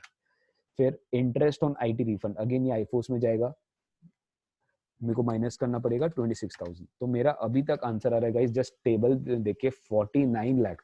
अब मैं थोड़ा सा आपको स्मार्ट मेथड बता रहा हूँ, ठीक है। 49 लाख, ऑल्दो ये एग्जाम्स में करने का नहीं, एग्जाम में फुल प्रॉपर आप टेबुलर फॉर्मेट में ही करेंगे। 49,97,000 मेरा आंसर आ रहा है, this is my total answer. इसके बाद मेरी अदर इन्फॉर्मेशन दी हुई है, मेरे other information relating to financial year 1920। अब आप स्टार्ट करेंगे। सैलरी में से कुछ पेमेंट है 22,000 per month sister in law को। सर सिस्टर इन लॉ है मतलब मेरी सिस्टर नहीं है, सिस्टर इन लॉ है, who is in charge of marketing department, how in compare to similar business, reasonable salaries 18,000 per month. काफी लोग सोच रहे होंगे सर एक्सेस पेमेंट क्या है रिलेटिव्स को। सर रिलेटिव्स में सिस्टर इन लॉ नहीं आता है, स्पाउस आते हैं, पेरेंट्स आते हैं, फैमिली मेंबर्स आते हैं, बट सिस्टर इन लॉ नहीं आता है। तो ये वाला कुछ भी नहीं करना है आपको, इसका कोई डिसअलाउंस नहीं करना है क्योंकि रिलेटिव्स को पेमेंट नहीं हुआ है। तो पहला no deduction, I mean no disallowance, no disallowance will happen. फिर ये आपका चालू हो जाता है रिटन डाउन वैल्यू, ठीक है। तो आपको डेप्रीसिएशन निकालना पड़ेगा, आपको डेप्रीसिएशन निकालना पड़ेगा, मोटर कार और फर्नीचर एंड फिटिंग्स और कंप्यूटर, ठीक है। वेट करते हैं डेप्रीसिएशन, वेट करते हैं, मैं खाली माइनस डेप्रीसिएशन करके एक बार छोड़ दिया, मैं 49,97,000 के नीचे एक बार माइनस डेप्रीसिएशन करके छोड़ दिया। मेडिकल एक्सपेंस में क्या क्या इंक्लूड होता है, let's see. Family planning expenditure 15,000 which was revenue nature, याद होगा सेक्शन 36(1) में क्लियरली मैंने आपको पढ़ाया था, फैमिली प्लानिंग एक्सपेंडिचर खाली कंपनी को मिलता है और किसी को नहीं मिलता है। तो फैमिली प्लानिंग एक्सपेंडिचर अगर आपको डिडक्शन नहीं मिलेगा, आप इंडिविजुअल हो, मनोहर हो, तो आपको 15,000 क्या करना पड़ेगा, ऐड करना पड़ेगा। 15,000 आप ऐड कर देंगे, तो 15,000 आप ऐड कर दिए क्योंकि आपको डिडक्शन नहीं मिलेगा क्योंकि आप इंडिविजुअल हो। मेडिकल एक्सपेंस अपने फादर का पेमेंट किया 55, जिसका इज तो 65 and is not covered under any policy, मतलब उनको 80, इसको 80D मिलने वाला है, इसका कोई इंश्योरेंस पॉलिसी नहीं था फादर का। मेडिकल एक्सपेंडिचर 55, तो मैक्सिमम 50 अलाउड होगा। 2500 कैश में and remaining by credit card, ठीक है। तो इसमें फादर के लिए उसको डिडक्शन अलाउ कर दिया जाएगा, ठीक है। तो यहाँ पर हमें प्लस करना पड़ेगा 55,000, ये भी डिसअलाउ किया जाएगा मेडिकल एक्सपेंस। कंप्यूटर परचेज किया था 5 जून क्रेडिट में, लेकिन invoice was paid in the following manner, very important, 48(2), मतलब cash payments more than 10,000 per day other than prescribe means, disallow होगा पूरा। तो 18,000 कैश में दे दिया down payment on the date of purchase. तो सर यहाँ पे हम पढ़े थे ये कंप्यूटर के लिए, तो कंप्यूटर के लिए तो यहाँ पर अपने क्या पढ़े थे, ये तो रेवेन्यू एक्सपेंडिचर है, नहीं तो कैपिटल एक्सपेंडिचर है। तो गवर्नमेंट ने क्या किया, गवर्नमेंट ने 43(1) दैट इज एक्चुअल कॉस्ट के डेफिनेशन में ये चीज डाला कि अगर आप कोई भी एक्सेसिव पेमेंट करो मोर देन 10,000 को, कैपिटल एसेट खरीद रहे हो, कोई भी एसेट खरीद रहे हो, तो वो आपके एसेट में कैपिटलाइज नहीं होगा, उस पर डेप्रिसिएशन नहीं मिलेगा। तब जाके आप डेप्रिसिएशन पे इसका इम्पैक्ट आएगा कि जो 18 जा रहा है हम इसको कॉस्ट ही नहीं मानेंगे, हम इसका डेप्रिसिएशन आपको प्रोवाइड ही नहीं करेंगे, तो एक तरीके से टैक्सेबल हो गया। रिमेनिंग अमाउंट चेक के थ्रू है, मतलब आप जो कंप्यूटर है, कंप्यूटर जो 90,000 का था ना, उसमें से आप 18,000 को माइनस कर दो, उसके ऊपर जो 40% रेट ऑफ डेप्रिसिएशन है वही आपको मिलेगा। मैं 40% क्यों बोल रहा हूँ, क्योंकि आपने 5 जून को यूज करना चालू कर दिया था, विच इज मोर देन 180। तो कंप्यूटर के ऊपर जब मैं डेप्रिसिएशन निकालूंगा ना, मैं -18,000 इंटू 40% निकालूंगा। यही चीज आपको बहुत इंपॉर्टेंट था समझना। तो 90 - 18 गिव्स यू 72,000, इसके ऊपर आप 40% निकालेंगे विच गिव्स यू 28,800। ये एक डेप्रिसिएशन है। मोटर व्हीकल का डेप्रिसिएशन अभी भी बाकी है और फर्नीचर का भी अभी भी बाकी है, जो मैं बाद में करता हूँ। बोनस वॉज पेड ऑन 30 सितंबर, ध्यान से सुनिए, very very important. Bonus 43B का आइटम है। अगर आप एक्चुअली पे नहीं करते हैं बोनस तो आपको इसका डिडक्शन नहीं मिलता है। अगर आप पेमेंट कर देते हो up to due date of filing return of income, तो आपको उसका डिडक्शन मिल जाता है। सर मनोहर है, उसका प्रीवियस ईयर में टैक्स ऑडिट हुआ है और इस साल भी इसको टैक्स ऑडिट कराना है। देखेंगे इसका टर्नओवर कितना है, 58 lakhs। तो इसका टर्नओवर है इतना, he has to get his audit books of audit done, तो his due date of filing return is 30 सितंबर और उसने बोनस उसी दिन पे कर दिया है, तो बोनस उसको फुल्ली अलाउ हो जाएगा, इसका कोई डिडक्शन आप डिसअलाउंस नहीं करना है। जनरल एक्सपेंस में कमीशन पेमेंट है 42,000 का to mister Mahesh for the promotion of business on 17 सितंबर विदाउट टीडीएस। तो 42,000 है, टीडीएस नहीं काटा है, रेसिडेंट को पेमेंट किया है, तो 40 आई में 30% आप डिसअलाउ कर दीजिए। तो 40 आई में 30% आप डिसअलाउ कर देंगे तो आपका 12,600 आपको एड बैक करना पड़ जाएगा। फिर आपको बोला है गोल्ड कॉइन आपने रिसीव किया है फ्रॉम अ फैमिली फ्रेंड, ये अदर सोर्स में जाएगा on the occasion of marriage anniversary, याद है 56/10 आपको गोल्ड कॉइन मिला है, वो मूवेबल प्रॉपर्टी है, फैमिली फ्रेंड से मिला है, नॉर्मल टैक्सेबल है, मैरिज एनिवर्सरी है, मैरिज नहीं है। मार्केट वैल्यू है 85, तो फेयर मार्केट वैल्यू एक्सीडिंग 50,000, तो आईफोर्स में चला जाएगा एज व्हाट 85,000। अब आईफोर्स में वो सारा इनकम भी आप ऐड कर दो जो आप क्रेडिट साइड में देखे थे, interest on savings bank account आपको आईफोर्स में डालना पड़ेगा, ऑल दो का टीटी आपको मिल जाएगा, आईटी रिफंड आपको आईफोर्स में डालना पड़ेगा 26,000, ठीक है। सो this is how you have calculated this. अब बस खाली एक ही चीज बाकी है, डेप्रिसिएशन। जो मोटर कार है 3.5 लाख, तो इजी है, 25% बोल दिया पर्सनल यूज के लिए, तो 3.5 लाख के ऊपर अगर आप 75% के हिसाब से, ये ब्लॉक है ठीक है, इस साल कुछ भी नहीं खरीदा, आप ब्लॉक के हिसाब से जाओगे, 75% इंटू 75% इंटू मोटर कार का डेप्रिसिएशन रेट क्या होगा, 15% होगा। तो 3.5 लाख के ऊपर मैं अगर 75% निकाल लूं इंटू 0.15, तो मेरा जो डेप्रिसिएशन आएगा वो आएगा 39,375, ठीक है। उसी तरीके से मैं फर्नीचर पे 80,000 के ऊपर अगर मैं 10% निकाल लूँ तो मेरा डेप्रिसिएशन आ जाएगा 8,000 रुपया। तो 8,000 प्लस 39,375 प्लस 28,800 मुझे दे देगा 76,175। तो आपका टोटल जो डेप्रिसिएशन आएगा ना एज पर इनकम टैक्स वो हो जाएगा 76,175। So this is how you have to do it. So let's see अपना फाइनल आंसर क्या है। देखिए आपका मोटर कार, अच्छा इसमें और एक चीज था, इसमें और एक चीज था गाइस, अगर आप ध्यान देंगे कि मोटर कार में यहाँ लिखा है कि 25% पर्सनल यूज के लिए, ठीक है। तो यहाँ पे कोई मोटर कार का एक्सपेंस भी था, यस, ये जनरली स्टूडेंट बोलते हैं कि ऊपर आप, ये बहुत ही नॉमिनल मिस्टेक है, तो आपको जैसे ऐसा कुछ दिखेगा ना तो आप तुरंत वहां पे ऐड कर लेना, लास्ट के लिए मत जोड़ना। तो 88,000 जो मोटर कार का खर्चा है उसका भी तो आपको 75% करना पड़ेगा, क्योंकि 25% प्राइवेट यूज के लिए हुआ है। तो खाली आपको 88,000 का आपको 25% डिसअलाउ करना पड़ेगा, विच इज 22,000। तो 22,000 मैंने डिसअलाउ कर दिया, ठीक है। अब अपने आते हैं उसके सजेस्टेड आंसर में।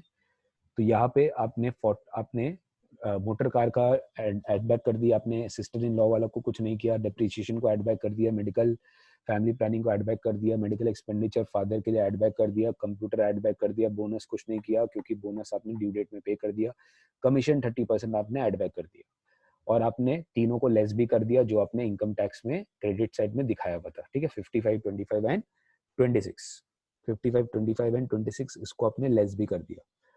अब आप डेप्रिसिएशन भी देखिए 76,175 अभी अभी हम लोग निकाले, फिर हम लोग आईफोर्स में भी 3 जोड़े 25, 26 एंड 85। तो आपका जीटीआई गाइस, यही कैलकुलेशन हम लोग ने किया था, आप जोड़ सकते हो, जोड़ के कर सकते हो। आपका जीटीआई आएगा 51,61,425 जैसे आपको भी स्क्रीन में दिख रहा है।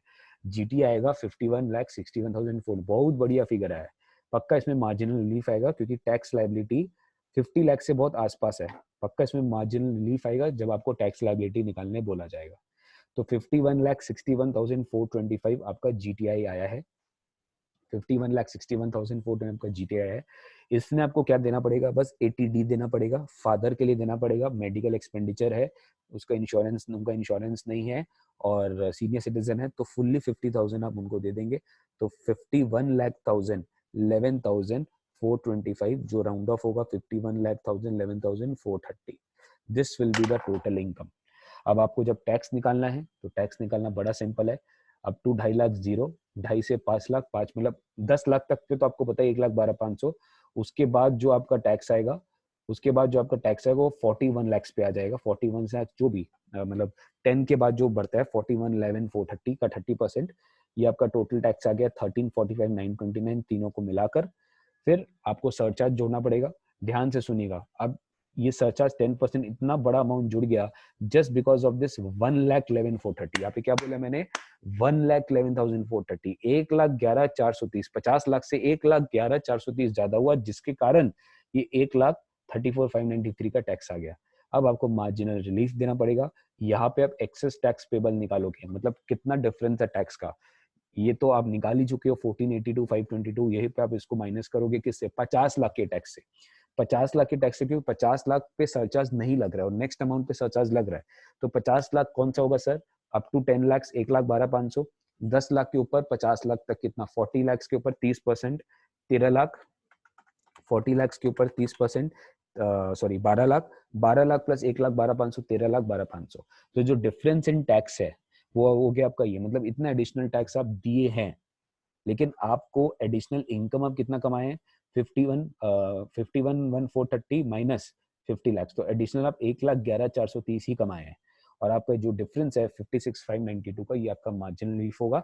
उसके बाद आप सेस ऐड करोगे 4% और टैक्स लायबिलिटी। स्टूडेंट क्या गड़बड़ करते हैं मैं आपको बताता हूँ।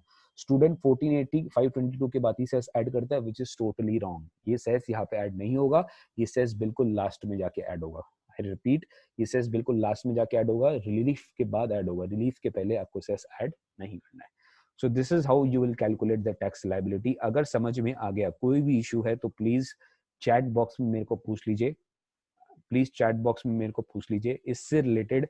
अगर आपको कोई भी इशू है, कोई इस क्वेश्चन से रिलेटेड आपको कोई भी इशू है, तो प्लीज चैट बॉक्स में मेरे को पूछ लीजिए। I know I was a little fast, but you have to understand कि इस पॉइंट ऑफ टाइम में आपको फास्ट वे में समझना पड़ेगा और प्रैक्टिस भी उसी तरीके से करना पड़ेगा, ताकि आपका दिमाग भी फास्ट चलेगा। इस अगर समझ में आ गया तो रेज योर हैंड्स। कैलकुलेशन आप घर पे ट्राई कर सकते हो, आपको एडजस्टमेंट समझ में आना चाहिए, क्या लेस हुआ है, क्या ऐड हुआ है, कैसे टैक्स निकाला है। Please raise your hands guys.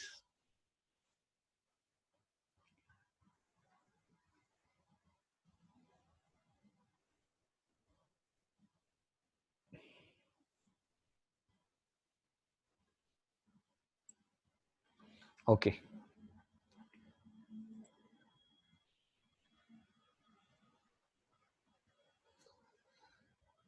चलिए, बस ये तो हम लोग कर चुके थे। टीडीएस, सॉरी, आपको एडवांस टैक्स लायबिलिटी पूछा है। आपका टोटल टैक्स आ रहा है चार, एस्टिमेटेड टैक्स है 4,40,000, और टीडीएस डिडक्टेबल जो डिडक्टेड नहीं हुआ है 55,000। तो आपका कितना एडवांस टैक्स ऑब्लिगेशन है, आपको ये जवाब देना है। तो आपको पता है अप टू 15 जून तक 15%, 15 सितंबर तक 45%, यानी एडिशनल 30% और 15 सितंबर तक एडिशनल 30% और 15 दिसंबर तक और 15 मार्च तक पूरा 100%। तो ये टीडीएस डिडक्टेबल था बट डिडक्ट नहीं हुआ, तो इसका कोई बेनिफिट नहीं मिलेगा आपको। 4,40,000 पे सारा कैलकुलेशंस दिखाना पड़ेगा, ठीक है। सो इट्स वेरी सिंपल, आप 4,40,000 पे कैलकुलेशंस दिखा दिए। सबसे पहले आप ड्यू दिखा दिए, एडवांस टैक्स कितना पेबल है। फिर आप बता दिए कि 4,40,000 पे कि आपका 15 जून तक 4,40,000 का 15% ड्यू है। फिर 4,40,000 का 45% माइनस दी अर्लियर इंस्टॉलमेंट, क्योंकि आपका 45 75 100 क्यूमुलेटिव टैक्स होता है, लेस 66 आप दिखा दिए। फिर आपका on about 15 December 75% of 4,40,000 less 1,90,000, ये दोनों का टोटल दिखा दिए। फिर आप 4,40,000 का 100%, दैट इज 4,40,000 माइनस ये तीनों का टोटल दिखा दिए, विच इज 3,30,000। तो ये आपका एडवांस टैक्स ऑब्लिगेशन है, दैट्स इट। मैक्सिमम 4 मार्क्स का आ सकता है। And the last question is basically from income tax return कि Sudarshan due to inadvertent reasons fail to file his return on or before the due date. अगर वो return file करना भूल गया है तो can you file the above return after due date? Yes, वो कर सकता है, वो रिटर्न फाइल कर सकता है, वो रिटर्न बाद में भी फाइल कर सकता है, not a problem. He can file a belated return up to 31st March 21. If yes, which is the last date? The last date is 31st March 21. What are the consequences of not filing the return? Very very good question. I think most important question for examination. Return नहीं file करने का, non filing बोला within the due date, क्या क्या consequence हो सकता है? पहला, start करिए सर, सिंपल है। पहला तो फीस लगेंगे 234F वाला। कौन सा? 234F वाला, जिसका प्रोविजन क्या है? अगर आप डेट फर्स्ट इनिशियल डिले पे 5,000 है और 31 दिसंबर तक अगर आप रिटर्न फाइल करते हो 5,000 है, उसके बाद लेट करते हो तो 10,000 है, एनी अदर केस। और अगर आपका टोटल इनकम 5 लाख से ज्यादा नहीं है तो your fees will not exceed 1,000, ठीक है।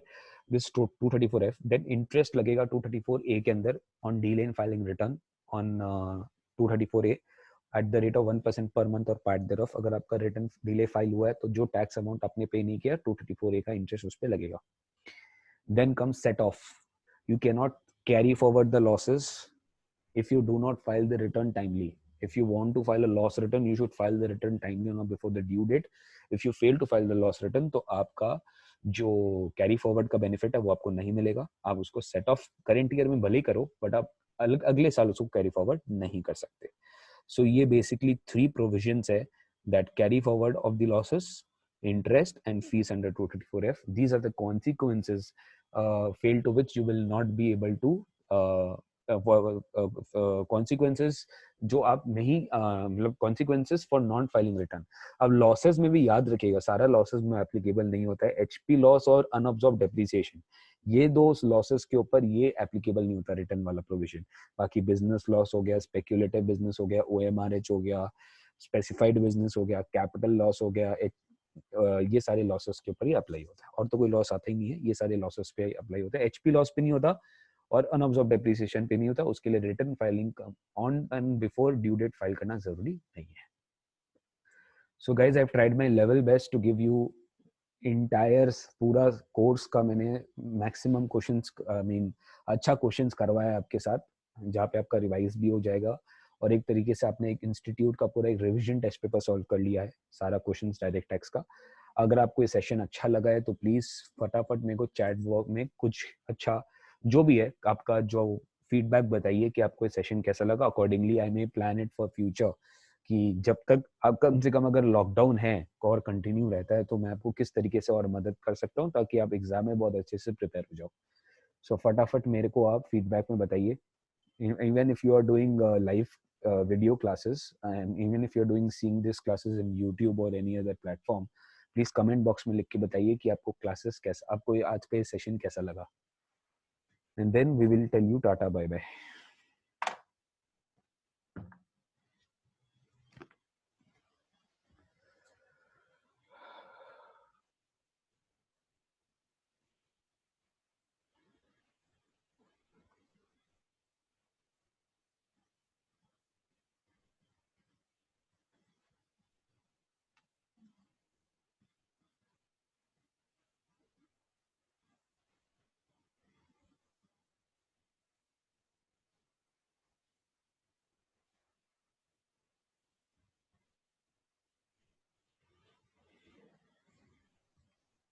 Okay, thank you so much guys for your patient hearing.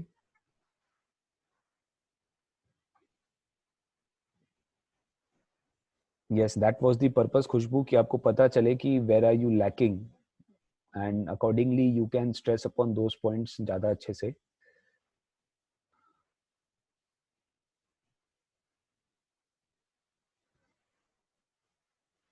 अपने फ्रेंड्स लोग को भी प्लीज़ प्रमोट करिए, प्रोवोक करिए कि वो लोग इसका क्लासेस करें और इंटरेक्शन हमारे साथ करें ताकि उनको भी इसका बहुत अच्छा बेनिफिट मिले। Okay, so thank you so much, thank you and good night to all of you. और अच्छे से पढ़ाई करिए। Again I will be sending you the another invite for the next topic very soon. Till then, stay safe, stay happy, stay blessed, and study hard. Bye bye.